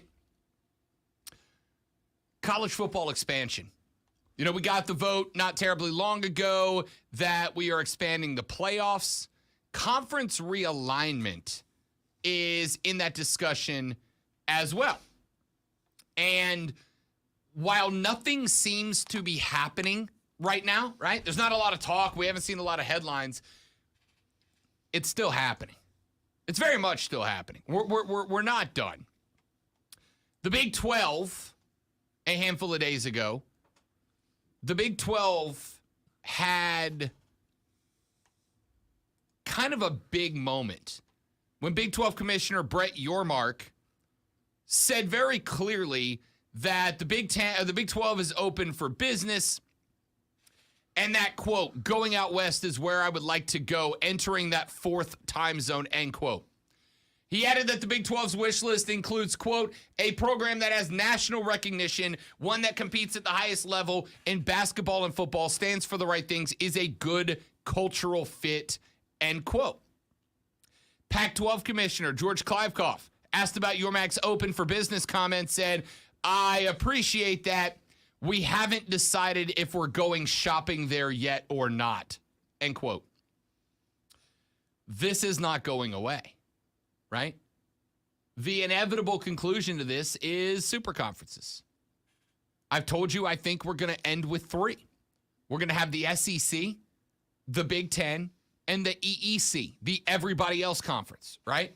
The schools that don't get picked up by the 2 mega conferences before they decide, okay, we've hit our saturation point.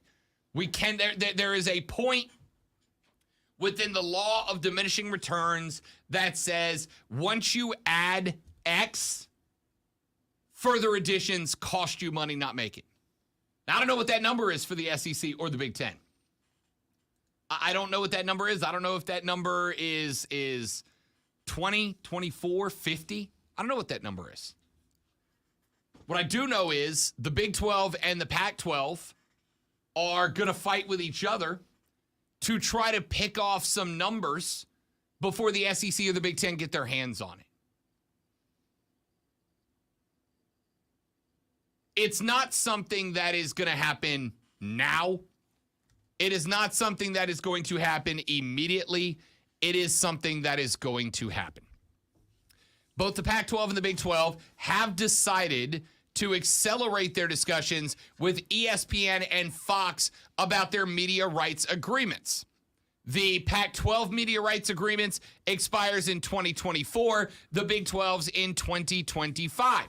The Big 12's formal exclusive negotiating window with both media partners wasn't set to begin until 2024 in February, but now they are accelerating that. They have been meeting with ESPN. They are meeting with Fox.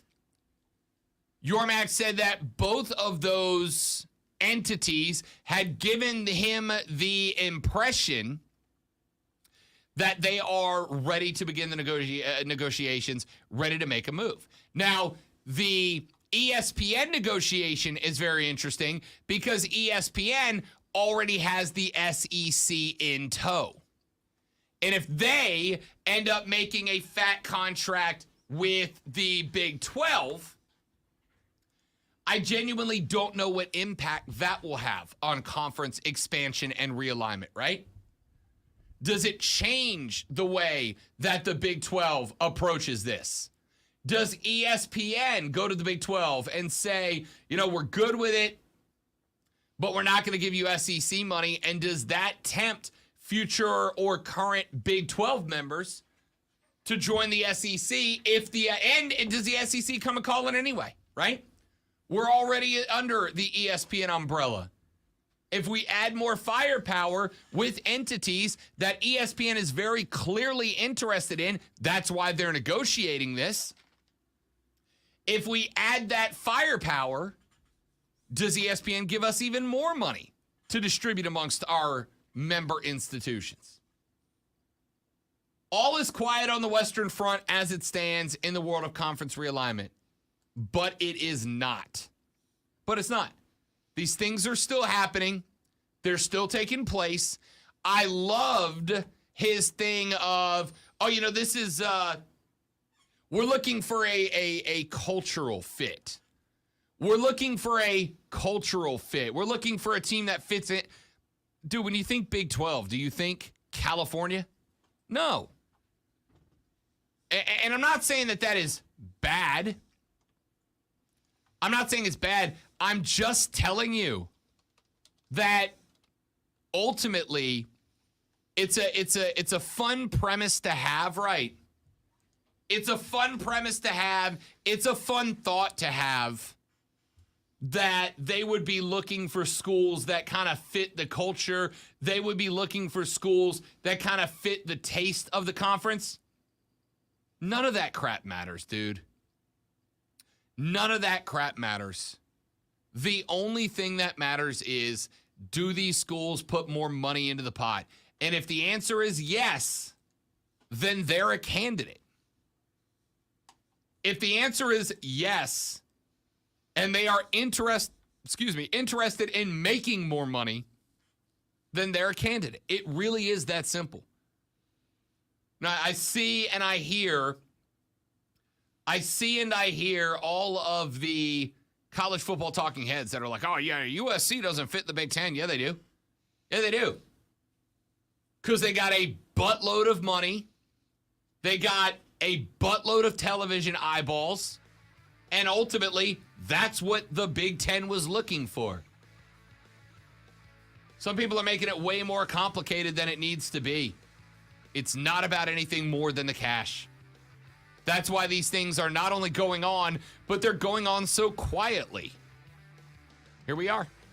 Take a break. When we come back, Lonzo will draw his Boo Box Bets punishment for the week and decide if he will use his special birthday exemption and put that punishment back in the box to draw for another day. We'll find that out next. Then we got Faces and Heels at 11:20, Twitter trending topics at 11:40, and then we're out. Rob, Lonzo, and you. 1 hour left of the Rob Brown Show. It's the Fan Upstate.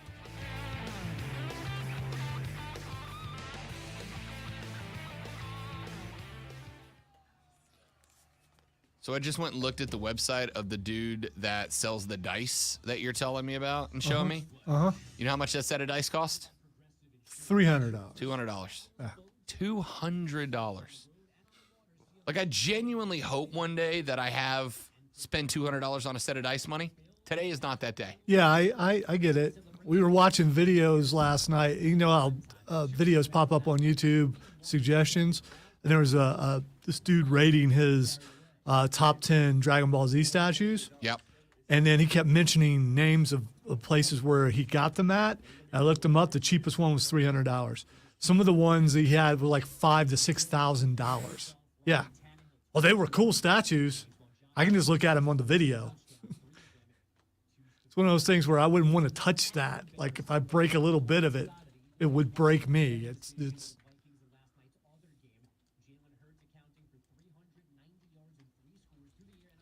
If you pay that much for those dice, are you actually using them?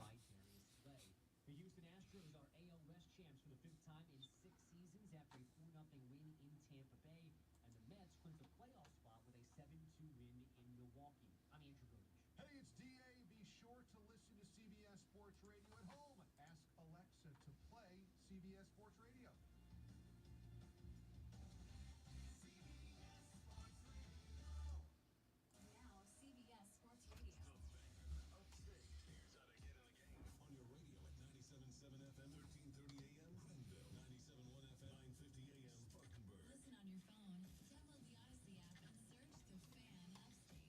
There's a whole lot more to know about sound if you really want to go into the subject. Your smart speaker. Just say play 97 The Fan Upstate. On your HD radio at WFBC HD3. There's just one more thing. And on your computer at FanUpstate.com. If you own a business, this has been a bumpy ride. From pandemic to inflation, I'm sure you could use a break. If your business has 5 or more employees and survived COVID, you might be eligible to receive a payroll tax refund of up to $26,000 per employee. The challenge is getting your hands on it. Hi, I'm Howard Mackler, and that's why I founded GetRefunds.com to cut through the red tape and get you the money. The team of tax attorneys we have put together are highly trained in this little-known payroll tax refund program. We do all the work, charge not a dime up front, and simply share a percentage of the cash that we get for you. Businesses of all types can qualify, including those that took PPP, nonprofits, and even those that had increases in sales. We have helped return over $1 billion to businesses, and we can help you too. Just go to getrefunds.com/sports, click on Qualify Me, and answer a few questions. This payroll tax refund is only available for a limited period of time. Don't lose out on up to $26,000 per employee. Go to getrefunds.com/sports. That's getrefunds.com/sports. Let's face it, credit cards are pretty much a necessity. New tires for the car? Here's my card. I order takeout, use my card. And most of us just accept the high interest rates credit cards charge as a necessary evil. What are you going to do? Get a low fixed rate credit card consolidation loan from Lightstream from $5,000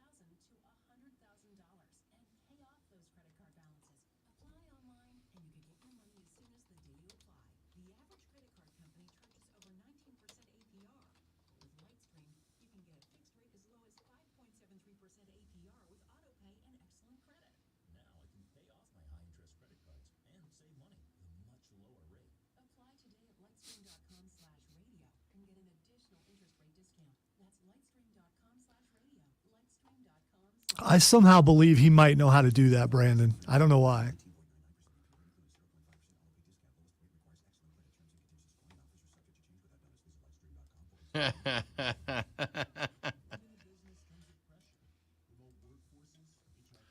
The laughter was not denial. I just want to point that out.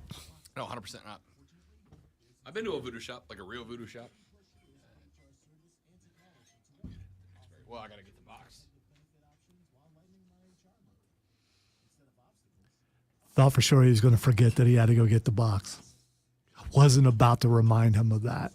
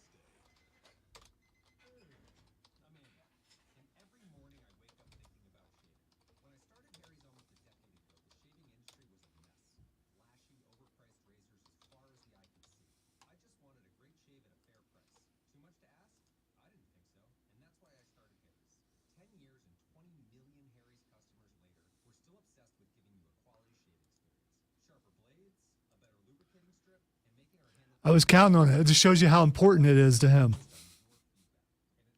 What? You had forgotten until that moment that you needed to go get something, and I wasn't going to remind you.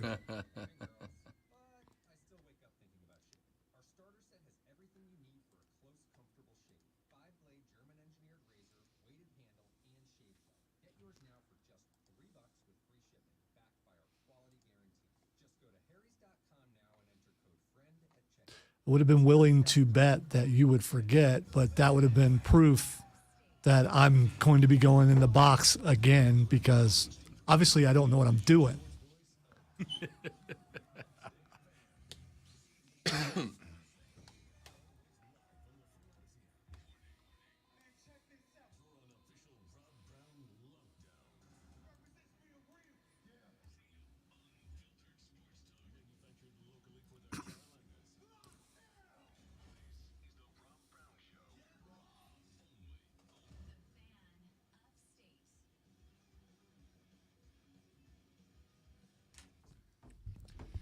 The third, the final, the best, the money hour of the Rob Brown Show starts right now. This is the Fan Upstate. Welcome back, ladies and gentlemen. We begin the final hour of the broadcast now.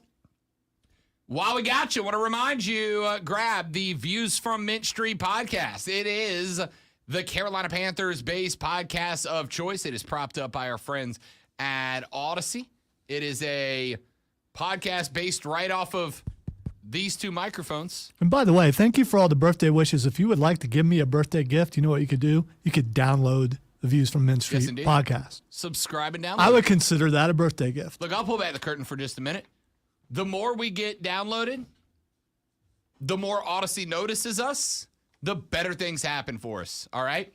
So if you want this station to continue to grow, continue to get better, continue to be the voice of sports fans in the upstate, just the little things like going to the Views from Mint Street podcast, wherever you get your podcast, Spotify, Stitcher, iTunes, Google Play, or on the Odyssey app. Subscribing to it and downloading episodes as they drop is a really, really, really appreciated way of making that happen. What's not appreciated is that noise right there. Sounds nearly empty. We need more submissions so there's less chance of me getting the things that, well, it's a punishment. So what are you doing? Seeing how many we got left in here. Oh, okay. We got, there's a good handful in here. You want me to tell you what's left or some of what's left? No, there are some things I don't know. I'd rather be surprised. Don't tell me. Okay, I won't. Why are you opening the sheets up? Because now you're showing me. I forgot which ones were in yeah, there. but you're showing me. I mean, because you printed, or you wrote it Oh, you on can see it paper through. that had stuff written on the back of it, and I can see those things. And if I spot those, I'll know exactly. I don't look in the box when I stick my hand in there, but still. So inside of the boo box, there's 1, 2, 3, 4, 5, 6, 7, 8, 9. There's 10 left. So I put a dozen punishments in there. My gosh, out what of the is gate. wrong with you? That means I've already picked 2. Yeah. There were 12 total already. Yeah. That's Yeah. almost a full season. And yes, ladies and gentlemen, we are taking more. So if you have more suggestions for the Boo Box bets for Lonzo or I, you can drop them on the text line at 71307. You can tweet them to us at The Rob Brown Show, at Lonzo on Word. Don't break that box. It's a collector's I'm not going item. to. The Bootios Boo Box. You can still submit punishment ideas, and we will add them to the box as necessary. Now, couple of things. We did start the Boo Box with just a few rules. Number 1, the punishment cannot permanently alter our physical appearance. Number 2, we do have the right to refuse a punishment if it goes too far. Lonzo's not drinking a beer or cutting his hair off, right? Rule number 3 was if one of us takes 5 consecutive losses, that will kill the bit. If one of us takes 5 consecutive losses, the Boo Box Bet segment will come to an end, and we'll just pick for fun after that. All right, we need some clarification. So if there were a tie in the middle of the 5, would that I would start say the that- 5 over? I don't know, because technically you did not take 5 straight losses, but also you did take 5 straight losses because the other person did not lose. So I would say no. I would have said a genuine push. And by the way, I admitted yesterday on the show that I had planned on, if Lonzo got to 4, I had planned on tanking a week.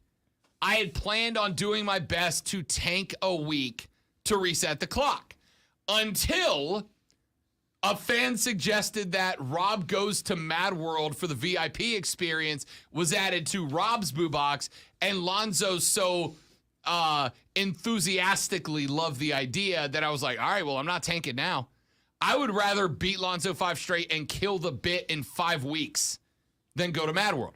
A bit, by the way, that Zoe and I have received a lot of compliments about from our bosses, because Lonzo in week 1, with punishment number 1, the boss thought it was hilarious.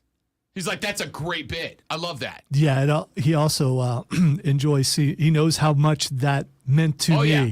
How much I hated that. Oh, yeah. Haven't even talked to him about it. Yeah. He knows. Both weeks, he's been like, that was hilarious. I love it. Great bit, right?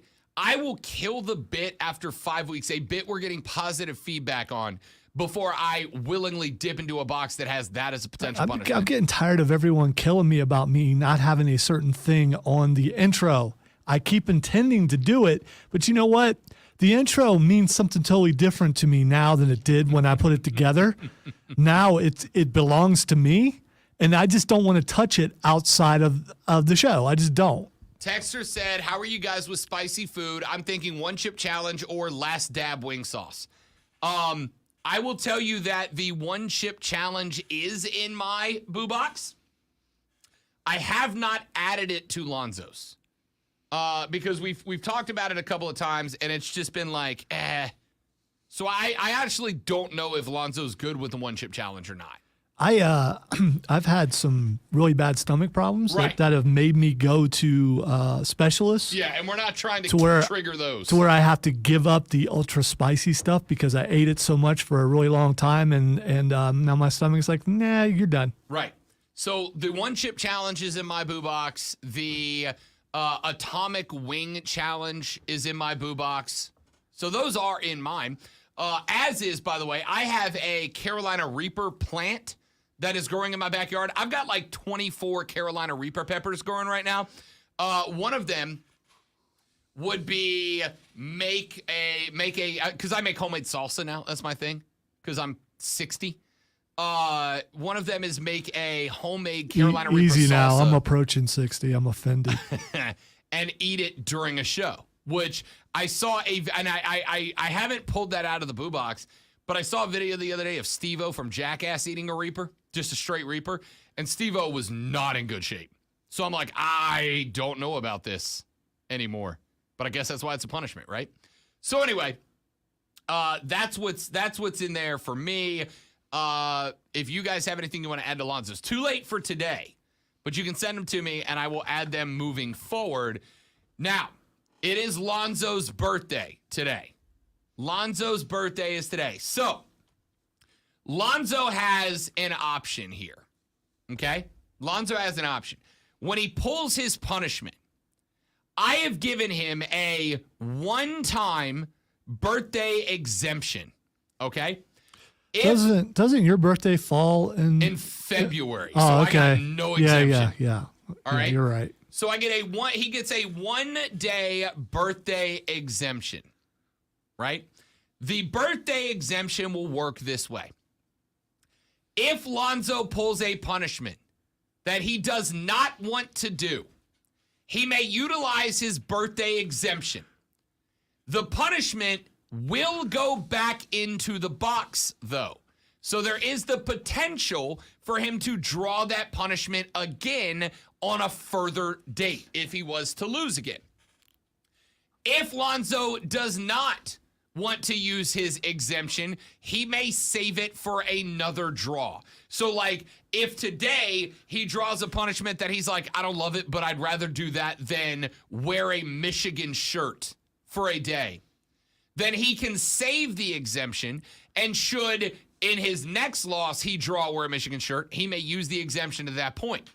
If he does use the exemption, the punishment does go back in the box, which means it can be drawn again. But it gets him off the hook once, and it brings down the chances that he will draw that punishment by the end of the year. Right? So that's Lonzo's special birthday boy exemption today. By the way, it doesn't bring down the only way it brings. It gives me a even better chance to draw it. Well, no, it's the same chance. It It's the same diminishes chance. the chances because it's one. It technically, if you use the exemption, it's technically 2 times that you're passing it, right? Because it means you're not going to get it. Ooh, I like that. No, but then you lose for winning. Then you lose Yeah, for yeah. winning. I still like it. I didn't say we were going to do it. I'll consider it. Joey B said, throw an Uno reverse card in there. If you draw it, the other person has to draw a punishment. That's a reward. We don't reward losers around Yeah, but here, see, Joe. I would like it just to prove that I wouldn't do that to Rob. So, I mean, that's all. And No, I'd go ahead and take my Lonzo punishment. himself will tell you we do not reward losers around here. That's a participation trophy is what that is. Absolutely. I'm not into that. All right, so if Lonzo draws a punishment he doesn't want to do and he calls the exemption, there will be no punishment this week. And it also means that he will draw moving forward, which means he may not draw that punishment again. So, Lonzo, with the exemption rule in place, I hand you the boo box, which has been in my possession since last Friday. I hand the boo box over to Lonzo. Lonzo will now draw his punishment.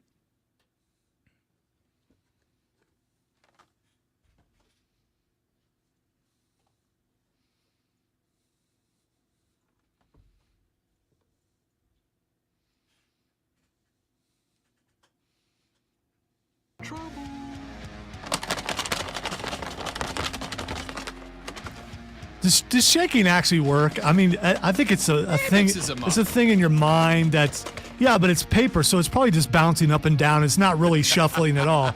Maybe if I do some rounding, maybe that does something. So Lonzo in weeks 1 and 2 drew the 2 things he did not want to do. Wear a Clemson jersey week 1, hair in a man bun week 2. I believe those were the 2 punishments he hated the most. But All right, I have an admission. you kind of like the man bun now. No. that will never happen. There is a third that's worse than all of them all. Really? And you have mentioned it a couple times. Really? Because I didn't take into account not just my contempt, but the contempt Of the better half. of my wife. Yeah. That's interesting. Adds a little dynamic here. Whose eyes flared when I mentioned that was in the box.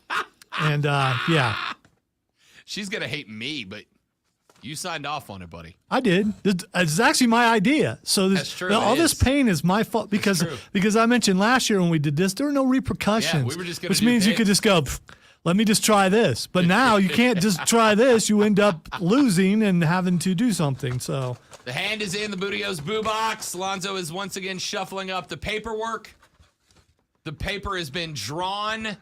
The punishment for the upcoming week, unless he decides to exempt it, is what, Lonzo? Perform a song on stream or air. There it is. There it is. So, are you going to use your Oh, I'm exemption? doing it. I'm doing this. Okay. I'm not. Yeah, this ain't Michigan. This ain't Tom Brady. This will suck. Maybe for you more than me. But I'll do this. So, Now you've got 3 days to come up with a song that I don't want to sing. And just a suggestion. I mean, I'm the guy who. you're not supposed to rip it up till you've completed it. Yeah, I don't care. Okay. It's too late. It's my birthday. Screw the rules. It's my birthday. So I suggest we start taking requests, and the worst one, which I guess would be up to Rob to pick. That's what we go with, unless you already had a song in mind. No, so here's where we come down on this, and I will take the input from the stream. And by the way, text don't line. think for a second that I'm happy about this. I am relieved, but it still sucks. We are going to take suggestions on the text line, and I need your input, and here's why. And on the stream. You can do it on the stream. Because, and on the stream, the text line on Facebook, etc. Initially, when this made it into the box, it made it into the box because I said that I don't perform music without my band. I don't. I play in a band, and I'll sing with the band, but I do not, I don't just, I play guitar, but if I'm at a buddy's house and they've got a campfire and a guitar, I don't just pick up a guitar and be like, hey, everyone listen to me. I'm more Belushi than frat boy in that regard, okay? I don't, and Lonzo was like, oh, if you lose, you should have to perform a song on the air. Now, my initial thought, I took that as Lonzo meaning bring in the guitar and actually play a song, which it terrifies me because I'm terrible at it. By the way, that's not punishment, Brandon. Come on. So Lonzo then said it should be a song that is selected by the listeners, by you guys. Now, I would rather just bring in a guitar and play a song that I know how to play, and I know what the song is, and I know I'm at least close. I'm not a good singer, but at least I'm close.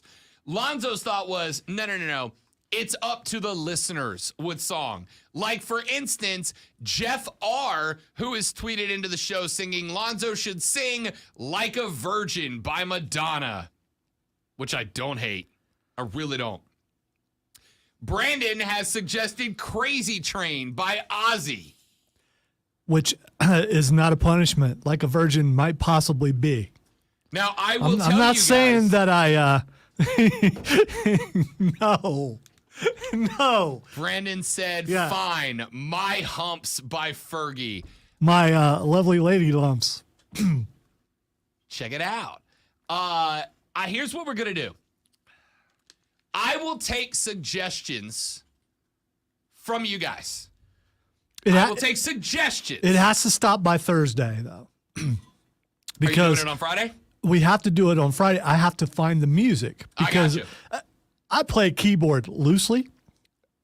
It would be a lot harder for me to play keyboard on the show than it would be for Rob to play guitar. Well, I mean, we can also just find a karaoke. That's right. backing That's what track. I'm saying. I'm just I going to gotcha, find okay. karaoke. But I need to have a day to find it. So we will pick our song between now and Thursday. It'll be performed on Friday live on the air in the Boo Box Bets segment. We'll see how closely people actually pay attention to the radio and the stuff that I don't like. Right. Like Lonzo has admitted one artist on the air that he despises. And I'm not going to tell you who it is. And I've already done that. So, I mean, but it still would be punishment. Right. I'm not going to tell you who it is. I will tell you they're Canadian. That's the hint you're getting. And it's not Anne Murray. And it's nor Ryan Reynolds. Nor Justin Bieber. I will take Biebs off the list for Zoe. Mainly because I don't want to hear a Bieber song. So, you guys may suggest songs to me. I will pick the song that Lonzo performs. You guys may make suggestions. All right. We need to point something out, though. You need to find something that I don't want to sing, not something that you think would sound good. Right. It's got to I be gotta something tell that, yeah. Clubhouse leader right now is My Humps by Fergie. Clubhouse leader is My Humps by Fergie. My Lovely Lady Lumps, check it out. Worst song ever made. Yeah, I knew that part of it. I don't know Yeah, anything else I don't about it. either. So yeah. But there's also a part of me. Does she actually sing on that song? I thought the That's rest her of the. song. Oh, I thought that was Black Eyed No, that's Peas. her that- song. that she just sang that part. I will also tell you that there is a part of me that wants to give Lonzo a song that he can actually perform, right? Because it's like going to karaoke. That's not punishment. No. When I say perform, No. she thinks my tractor's sexy. No. It really turns her on. She's always staring at me. I don't hate it. While I'm chugging along. Lonzo don't do country. I'm sorry. Did it say Lonzo pick a song to perform live on the air? Did it say perform a song live on the air? It did not. So you guys suggest songs. Let's see. Texter says the song from Titanic by Celine Dion. I just want to point something out. If Rob picks that, I will kill that song. Texter says anything by REO Speedwagon. Again, There's a guy paying attention. Again, if you pay attention, Oh, yeah. you will know. And the two things have already been mentioned. So, I mean, the Canadian one, they ain't figured out yet. But I think those two things might be worse. Maybe. You take it on the run, baby. If that's the way you want it, baby. Stinking I rock don't and want roll you air. a They're just round. air supply. That's all they are. Texter says just to torture Rob, Creep by Radiohead. I'm hungry. God, that song's You're still doing Scott. I'm You're still holy. doing Scott Stapp singing it. He doesn't sing that song. Oh, how about this one? I don't hate this one. Diana Ross's I'm Coming Out. I want the world to know. I don't hate that one. How is that punishment? It's just a great tune, man. Yeah, it's. I Got mean, to you know, let it show. I think they're trying to do something else with that, but that's fine. That's not even what that song's talking about. Conway Twitty's tight fitting jeans. That's great, but I feel like it's a little too niche. If we're gonna go country, I'm making Zoe go like 90s prime country. Like Dwight Yoakam country. No. See, Dwight Yoakam is from Ohio, from the area that I'm from. Heard a lot of stories about them Yoakam boys. And yeah, that's during the time that my hatred for country rose even further because all my friends decided, hey, y'all, we're country now. No, you're not. You're from Columbus, Ohio. You're not country. Stop playing that stuff. I love you for your pink Cadillac, crushed velvet seats. Ah, yes. Yes, a little You do. Jeffrey Lee Lewis. I was going to say, you do know that's a remake, though. Yeah, the OG. You gotta go. That's Aretha Franklin, man. I did not know that. Yes. Trey said every rose has its thorn, No, but that's- dressed up that's as not Bret Aretha. Michaels. That's If not I'm- Aretha Franklin. That's well, maybe it is. I don't know. Listen, if I really wanted to make Zoe quit the show, I'd tell him he's got to do Patience. But he's not going to do that. He will quit Boo Box Bets before he sings Patience. That'd be the way to go. Texter said Nickelback, anything. Just anything by Nickelback. Yeah, but then Diesel will come in here with a lighter, and I don't want the thing. I don't want the sprinkler system to go off. Texter says Bryan Adams, please. Go back to work, Matt. Texter said if you make him do country, he has to wear tight-fitting jeans and the cowboy hat so we can all see it on the stream. That was not part of it. The cowboy hat hat thing. added Yeah. cowboy for a day to Lonzo's box, but I've been back and forth on it. I just don't know if it's that big of a punishment. Cowboy for a day. I can let my turrets go, which is not punishment for me. Let's see. Texter says, just sing happy birthday, Lonzo. No, that's not. He doesn't get to pick. We get to pick. And by we, I mean I with your suggestions. By the way, other than my granddaughter, no one will ever sing happy birthday to me as cool as it was sang to me on these airwaves by a former co-host who sang it in Italian. Nice. And Italian. Yes, Italian. that is the Nick Cage pronunciation of Italian. Italian. Texter says, Cuts Like a Knife by Bryan Adams or Barbie Girl by Aqua. That's from Andrew in the Berg. Well done, Andrew. Zoe going, I'm a Barbie girl in a Barbie world ain't a bad play. Ain't a bad play. Come on, Barbie. Let's go party. Yeah. It's a banger. That song was a banger for years. Steven says, all my exes live in Texas, and Texas is the place I'd really love to be. So that's an all-time classic. So the Boo Box bet punishment has been selected. On Friday, Lonzo will perform. So how are you going to pick? How are you going to pick the song? I don't know yet. Okay. I'm going to all get to Thursday, and I'm just going to be like, that's the one. All right. And I don't know. It may hit me before that. Somebody may hit me with a text or a tweet between now and Friday, or between now and Thursday. It's got to be by the end of this show Thursday. Between now and noon Thursday, that I'm just like, oh, that's the one. There's a few really good scenes. I got to tell you, Barbie Girls towards the top I of was the say list. you've already gotten some reaction out of Oh, me yeah. a couple times already, Oh, yeah. and it's again, and I love song suggestions, but realize that it's got to be something that I don't want to do. Hot and Her by Nelly. Love that. That's Love that. I'm thinking that'd be hard to sing though. Little hip hop for Lonzo. You gotta, because I can never do that. I ain't got a bit of soul in me. I think right now, Barbie Girl by Aqua. Texture says Pink Cadillac was Patti LaBelle. Okay, Patti LaBelle, yeah. Now I gotta listen to that show or listen to that song during the break. I think Barbie Girl is up there.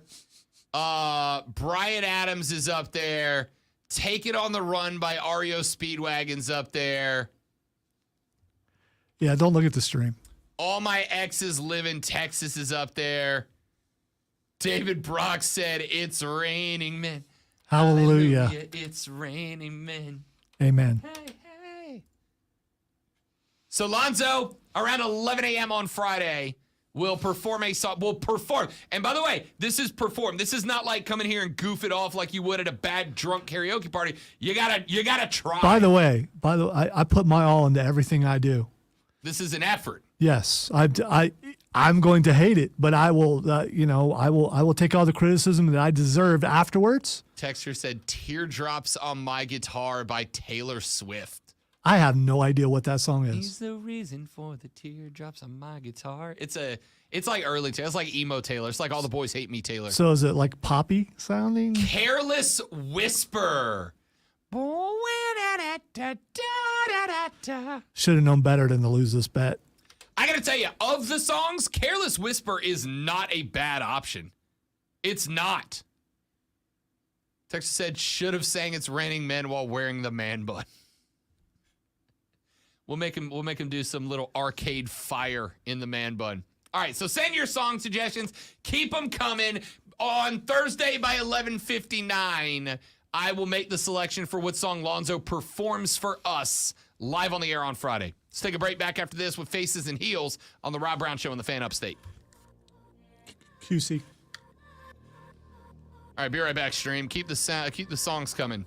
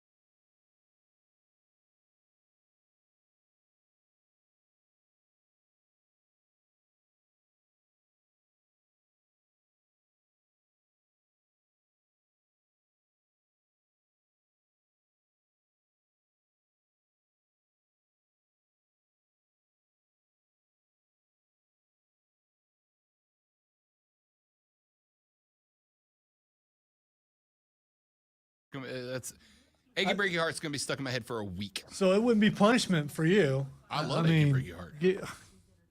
Okay. Blue Cyclone by Ray Stevens. Rapper's Delight. Hip hop, hibbity hop. It's Stethakis. Come on, man. I didn't even know there was a different version of Careless Whisper. If I get stuck doing it, I'm just going full on Wham. I mean, you know, you do it, you got to do it.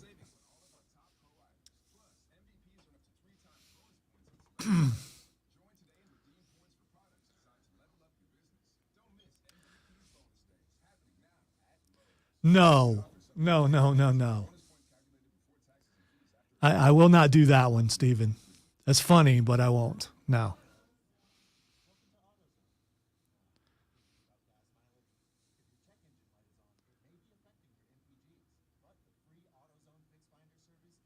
That's exactly what's happening, James. No one's really thinking about, well, a couple of you are actually thinking about what would be punishment for me, and everybody else is just thinking about what would be funny. But yeah, this is about me suffering.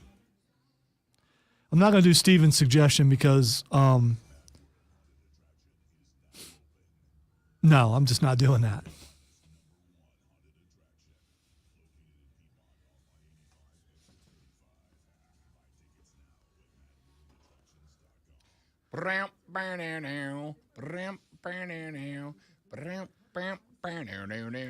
Some of these songs, I know what they are, but I don't think I've ever heard them entirely through, except for that Taylor Swift song. I've never heard of that before, but like Timber, I might have heard it before, but you know.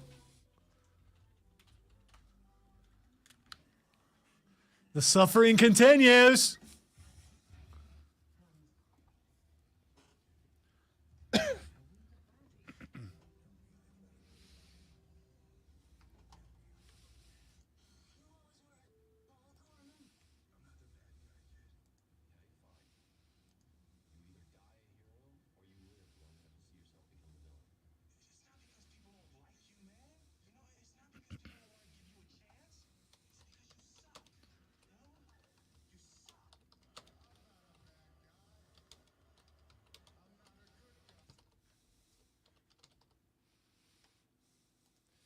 Time for Lonzo's favorite segment of the week. It is Faces and Heels, where we take a look at some socially ambiguous situations and try to decide who's the good guy, who's the bad guy. It's time for Faces and Heels, ladies and gentlemen. All right, let's jump into a couple of them. I want to start with this one. This one's kind of rough. I mean, they're all kind of rough, but this one's kind of rough. A 29-year-old woman lost her daughter in a car accident last year. Says that she has been struggling with that, and obviously so. Well, says I've got a 16-year-old niece who is extremely empathetic to animals. Well, she lost her dog not too long ago. Her dog was struck by a car and passed away. Very sad moment as well. Well, last week, she came to stay with us for a night. My husband made her a bed on the couch. She asked why she couldn't sleep in the guest room. The guest room being the room of the child that the parent lost. Nee said she thought our daughter's room was now the guest room. I explained that we hadn't changed anything yet. She rolled her eyes and said, well, I lost my dog. I understand your grief. You just need to move on like I have. The mom called the niece's aunt and was like, I'm sending her home in an Uber. I don't want her here anymore. They were basically babysitting. Sent the 15-year-old niece home in an Uber for insulting her like that. Was like, she's on her way. She's in an Uber. She'll be back to your house in the next 15 minutes. I can't have her here right now. Face and heel. All right. How old was the niece again? 15. Basically said, all right, I know you lost your daughter, but I lost my dog. I'm over it. You should be too. Let me sleep in the guest bed. All right. The niece is the heel. Because at 15, you should understand what true loss is about. And if you don't, good for you. But I know it'd be easy to go with the mom here. But if the niece is 15, she should know better. They're both heels to different degrees. You absolutely should know better at 15. Her daughter is not the same as your dog. You should know that by 15. The only reason I have an issue with it is putting the niece in an Uber. Putting a 15-year-old in an Uber and just being like, nope, gone later. You call the aunt and you go, come get your daughter. She's not welcome here. I don't want her here. Come get her. And if you can't, I'll find somebody who will, or I'll bring her back. But you don't pop a 15-year-old kid into an Uber, but you are correct. The niece has got to know better than that. All right, here's one. This one I'm kind of intrigued by. A 28-year-old woman said she was going out with a couple of her girlfriends. They all showed up at her house, and one of her friends did not have a necklace that matched her dress. She kept telling me how much she wanted to borrow a necklace, so I went and got a necklace that I never wear anyway. I gave her the necklace to wear out. She, throughout the night, was like, I love this necklace. This necklace is beautiful. I love this necklace. I told her she can keep the necklace. I don't ever wear it. It's just been hanging in my jewelry box. You can keep the necklace if you like it that much because you'll wear it and I won't. Well, the necklace was gifted to her by her husband. So the husband gave her a necklace. She loaned it to the friend. She's like, he gave me the necklace, but I never wear it. So I let the friend borrow it. She loved it. I let her have it. Well, now the husband is like, can you get the necklace back? Like, that was a gift from me to you. And even if you don't wear it, it's still a gift from me to you. I want you to get the necklace back. She's like, I'm not asking for the necklace back. I already gave it to her. She's in love with it. She's posting pictures of herself. She's wearing it all the time. She loves the necklace. I'm letting her keep it. And the husband is upset, saying, this just shows that you don't care for me showing my affection for you in this regard. All right, so the husband is the heel, and here's the reason why. When you give something to someone, it's about the giving. It's about you care for someone enough to give them something, and his wife cared for her friend enough to give that gift to her. And I think that's, and if it's just sitting in there and it's not doing anything, or does it come down to the guy, every time I buy you something, you don't like it, you don't use it, so I don't know what to do. It's got to be the husband that's the heel. Especially asking her to get it back. So I've been in a similar situation, and I'm going to tell you where I've hit the point in my life. I'm at the point in my life where if I give jewelry to the lady friend, I'm like, if you don't like it, tell me now so that I can fix it, right? Yes, it is about giving, and it's about I was thinking about you, and this made me think about you, et cetera, but at the same time, I want her to like it, right? I want her to like it. So in the couple of times I've given the lady friend jewelry, I'm like, and by the way, I hate jewelry. I hate jewelry. Scratch that. I hate gemstones. I hate diamonds. I don't get why we as a species haven't moved past me love you, here shiny rock. By the way, we should move past that. I just want to say, all the bling you want to pass my way, I'm down for it. Lorenzo loves the bling. I'm literally rocking my 1990. The lady friend told me this was a 1990s baseball player bracelet. Which I just want to point out, Rob has been jingling in front of the camera for the entire 2 hours and 38 minutes. It's on and it keeps slipping down my wrist. That's not what it looks like. No, it looks like, hey everybody, look at this. I'm not showing off my 1990s. My dad got me this because I hit a homer in minor league baseball bracelet. Well, that's kind of cool because then it would have meaning behind it. I just found it in my stuff the other day, and I'm like, well, I'm clearly wearing that. It's throwback. So the fact that you keep putting it in front of the camera, that's just coincidental. Okay, all right. So anyway, the solution to this is very easy. The solution to this is very simple. When you give jewelry, just go, do you like it? And be okay if she says it's not really my style, right? I gave the lady friend a piece of jewelry for Christmas. It wasn't anything fancy. It was not a big deal. But I gave it to her, and when I handed it to her, I saw the look on her face of, I don't like this. Like, I saw it. The moment where she's like, what am I going to do with this, right? Like, I got to wear it at least a couple of times to show I appreciate it, but I don't like it. And I'm like, hey, do you not like it?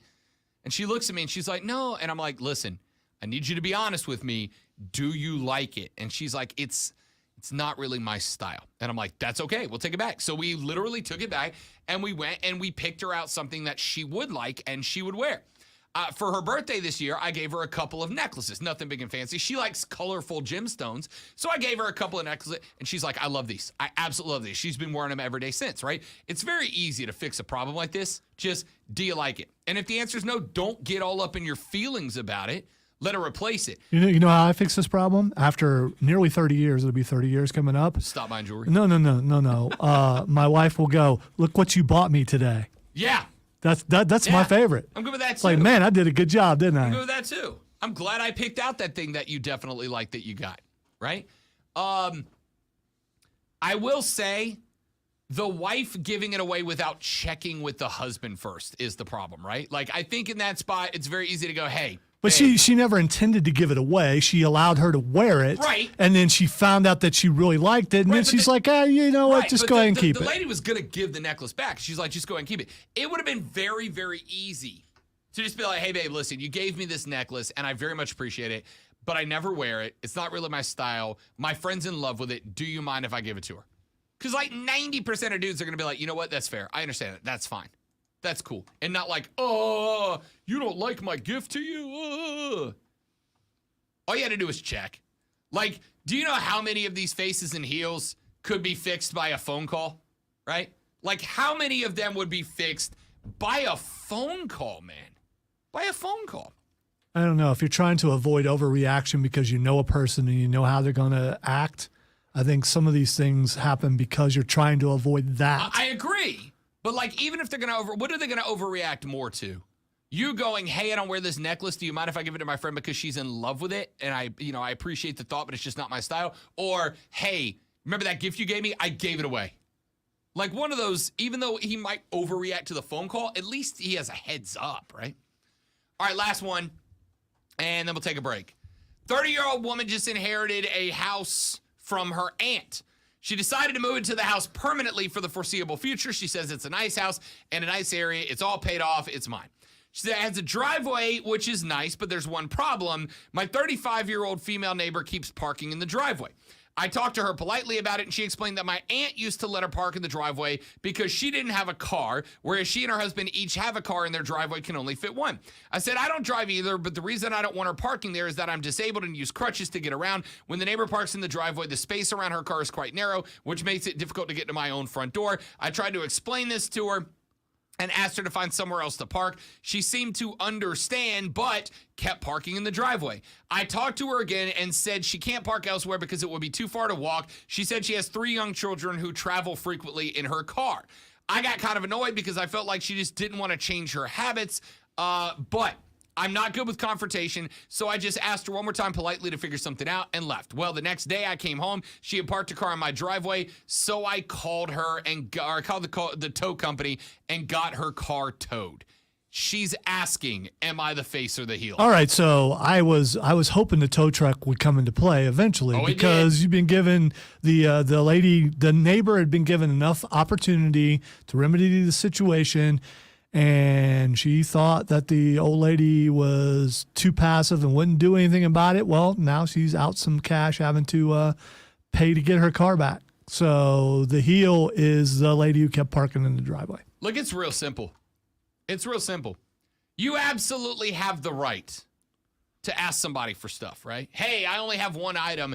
Do you mind if I cut ahead of you in the grocery line? Hey, I've got to get on this plane and I got this kid. Do you mind if I get in line ahead of you? You have the right to ask. You don't have the right to get angry when someone says no, right? Hey, I've only got this one item. Can I get ahead of you in the grocery store line? No, I'm sorry. I'm in a hurry. But I only have one item. No, I'm sorry. You can't, right? You just got to accept that. That is what it is. That's the social contract. This is this woman's property. She asked you not to park on it. You don't get to park on it. It really is that simple. I don't care if she's got 3 kids. That's a consequence that you get to live with, not me. Let's take a break. We'll wrap this thing up with Twitter trending topics on the way out the door on the Rob Brown Show in the Fan Upstate.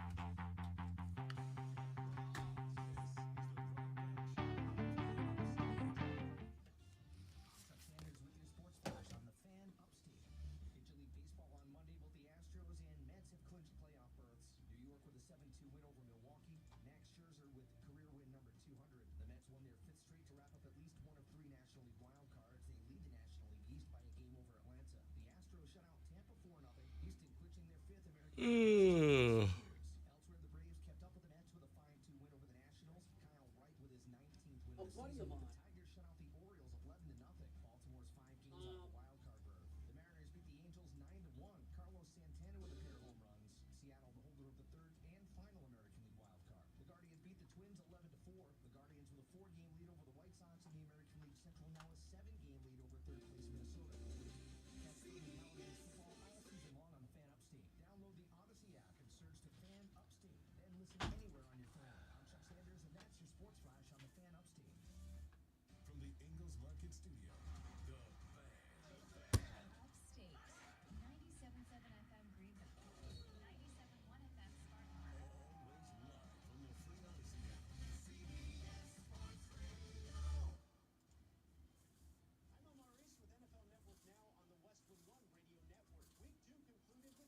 on the free Odyssey app. I'm Omar Reese with NFL Network Now on the Westwood One Radio Network. Week 2 concluded with 2 games on Monday Night Football. In the opener, the Bills overpowered the Titans 41-7 behind 4 Josh Allen touchdown passes. Stephon Diggs catching 12 of those passes for 148 yards and 3 scores. In the nightcap, the Eagles topping the Vikings 24-7. Jalen Hurts threw for 333 yards and added 57 yards on the ground with 2 rushing touchdowns. In other news, Bucs wide receiver Mike Evans was suspended 1 game for violations of unnecessary roughness and unsportsmanlike conduct rules in a 20-10 win over the Saints. NFL Network insider Tom Pelissero reporting that Evans will appeal the suspension. And the 49ers announcing Trey Lance underwent successful season-ending ankle surgery. This has been NFL Network Now on the Westwood One Radio Network. Realtors abide by a code of ethics. This is Article 9 in action. Beth, a first-time homebuyer, knew nothing about the home buying process, except that she wanted to buy a home. But her realtor had the expertise to make sure Beth understood every document, even giving her copies to review with her lawyer so Beth could close on her first home with confidence. Complicated things explained in simple terms. The difference between an agent and a realtor is real. Realtors are members of the National Association of Realtors. That's who we are. If you have a small business, Staples has your son. Mr. President, a song? Staples has your son. Oh, posters for my new pet store. Floor decals for pharmacy. I'm glad you guys have stopped sending songs. That's enough. We don't need any more. Create bold signs to make big impressions. And now get $10 off custom signs, banners, and posters. And Rob's not writing any of them down, so he's gonna. I'm not gonna have to do it. Not gonna have to do it. I'm not gonna have to do it. Okay, Steven, I get it. Restorative herbal sleep is made for people who are tired of being tired. I've never slept like this before.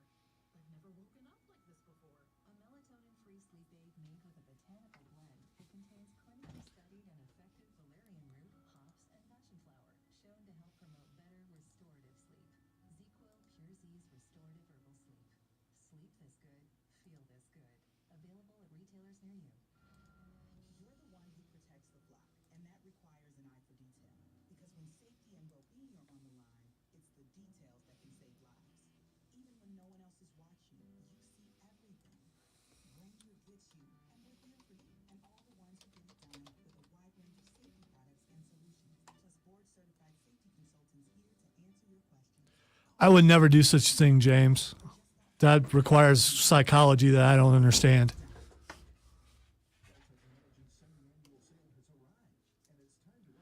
Lonzo just pawned in Game of Life.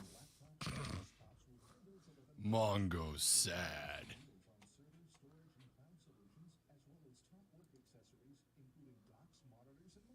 Dell Technologies recommends Windows 11 Pro for business. Call a Dell Technologies advisor at 877-ASK-DELL. That's 877-ASK-DELL for special business offers during our semi-annual sale. How do you even do that, Steven? I mean, how do you come dressed as the actual Tinky Winky? I don't know how you do that. Selection and value you'll need to invite fall in this season. Find furniture you'll love by shopping local. You know, that Twitter thing's a great idea, Trey, but I'm not putting effort into something that I'm going to have to pay for. All right, time for Twitter trending topics, where I most definitely do not tell you to send in songs that I would hate to have to sing for the Boo Box Bets. I am not going to tell you to do that because it is tapered off, and I am so glad that it's tapered off because that's what it needs to do. It needs to taper off into oblivion, wherever that is. That's where it needs to go. So no more songs.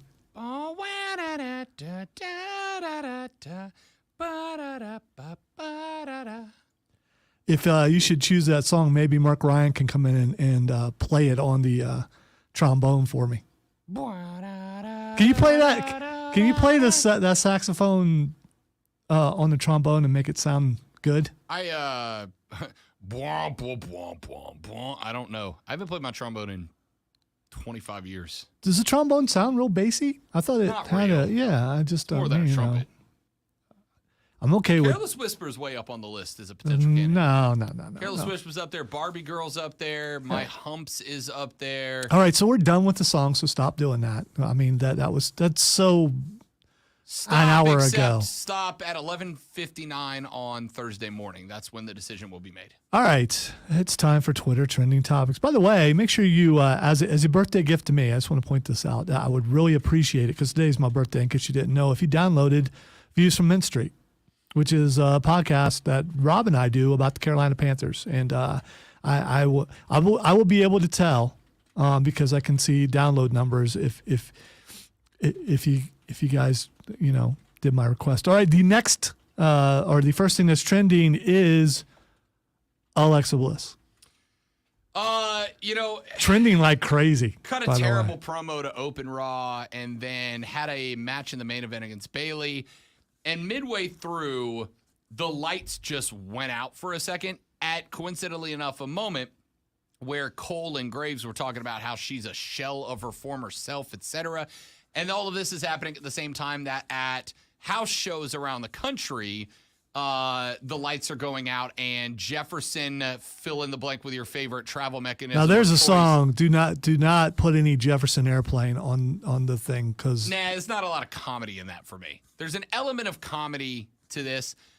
Anyway, White Rabbit has been playing, and there's a lot of thought that this is the return of Bray. And, of course, obviously with Alexa and The Fiend having been connected, there's rumors that it's time for his return. here's what I hope they say. I hope they say that Bray was never gone, that his spirit was actually in Lily, and somehow they bring the spirit out of Lily and bring back the Fiend. Good with that. Because that would be theatric. Give me that. That would be awesome. All right. We don't have time for a whole lot else because the next thing that was trending was Bray Wyatt. I mean, it's just Worked out everywhere. well for us then, Yes, didn't it did. Do not send songs. We've got enough. They all stink, and I don't want to sing any of them. Don't do it. Poll is up right now. After taking another L in the Boo Box Bet segment, Lonzo's punishment is to perform a song live on the air on Friday's edition of the Rob Brown Show. So, question 1, which genre should Lonzo actually sing? Your options are rock, pop, contemporary, country, or other, and leave your thoughts in the comments. Go to Twitter and vote on that poll. That will be the first step in figuring out the song. Nick Knack 912 on Twitter says, at achy breaky heart. That's gotten a lot of push in the last 10 minutes. The achy breaky heart. That's it for us. Jim Rome's got you next in the jungle. Mark Ryan and Diesel take you offsides at 3. We, ladies and gentlemen. Oh, happy birthday, Lonzo. I want to say that one more time before we get out. Thank you. Of course. Make sure you wish Lonzo a happy birthday. And we're back tomorrow to do it all over again on The Rob Brown Show and The Fan Upstate. Later, brother.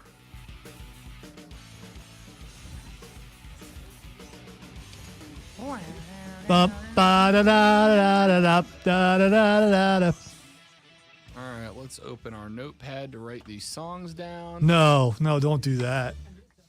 Trey said White Rabbit means Adam Rose in the Exotic Which is what I was Express just is doing. coming back. That's what I was just Amazing. doing. The I don't even know what song that was, but I know that's the kind of thing they did at the. All right, let's see here. Thank you, Brandon. She thinks my tractor sexy. We've got So if a song is picked that I don't know, should I go listen to it Yeah. or just try to wing it Yeah, when no, I perform it. okay?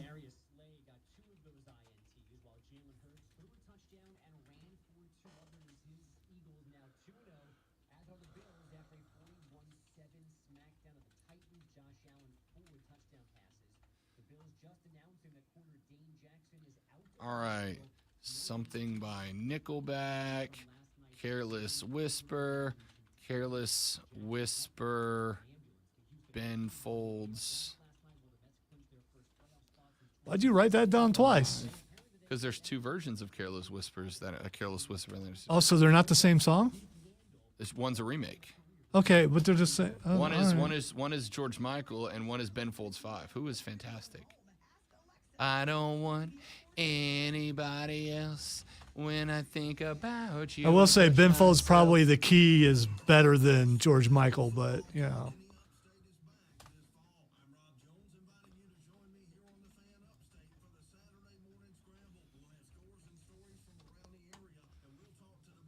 All right, what else you got? Last chance to get something in right now.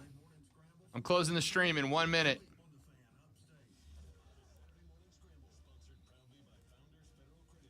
I'll turn heel on the shiny rock, not shiny enough. Spend more. Give me. Yeah, I hate diamonds. I hate them.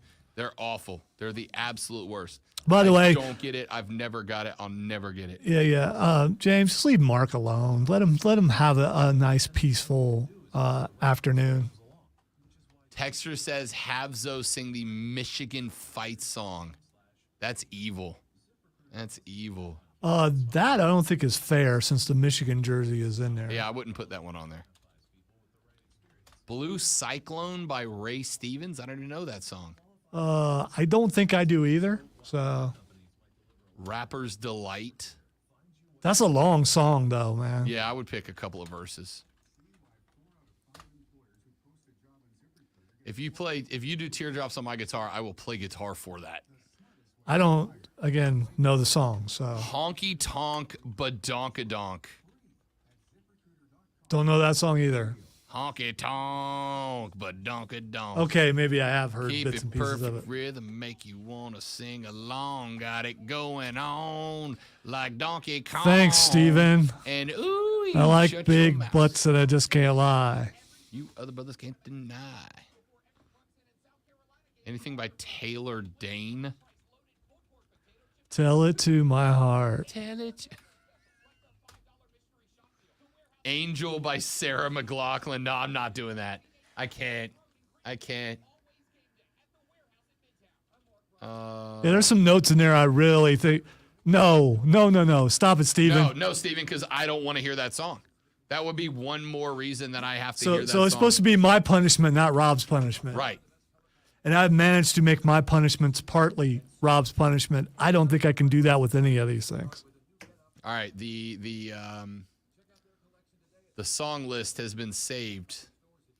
Stop, collaborate, and listen. Ice is back with my brand new invention. Something takes a hold of me tightly, flow like a harpoon daily and nightly. Will it ever stop? Yo, I don't know. Turn off the lights and I glow to the extreme. I rock a mic like a vandal, light up a stage and watch the chump like a candle. Dance, go over speaker that boom, killing your brain like poisonous mushroom, deadly. When I hear it out melody, anything less than the best is a felony. Love it, leave it. You better make way. You better hit bulls out of kid. Thank you, Steven. That's what I was thinking. Solve it. Check out the hood.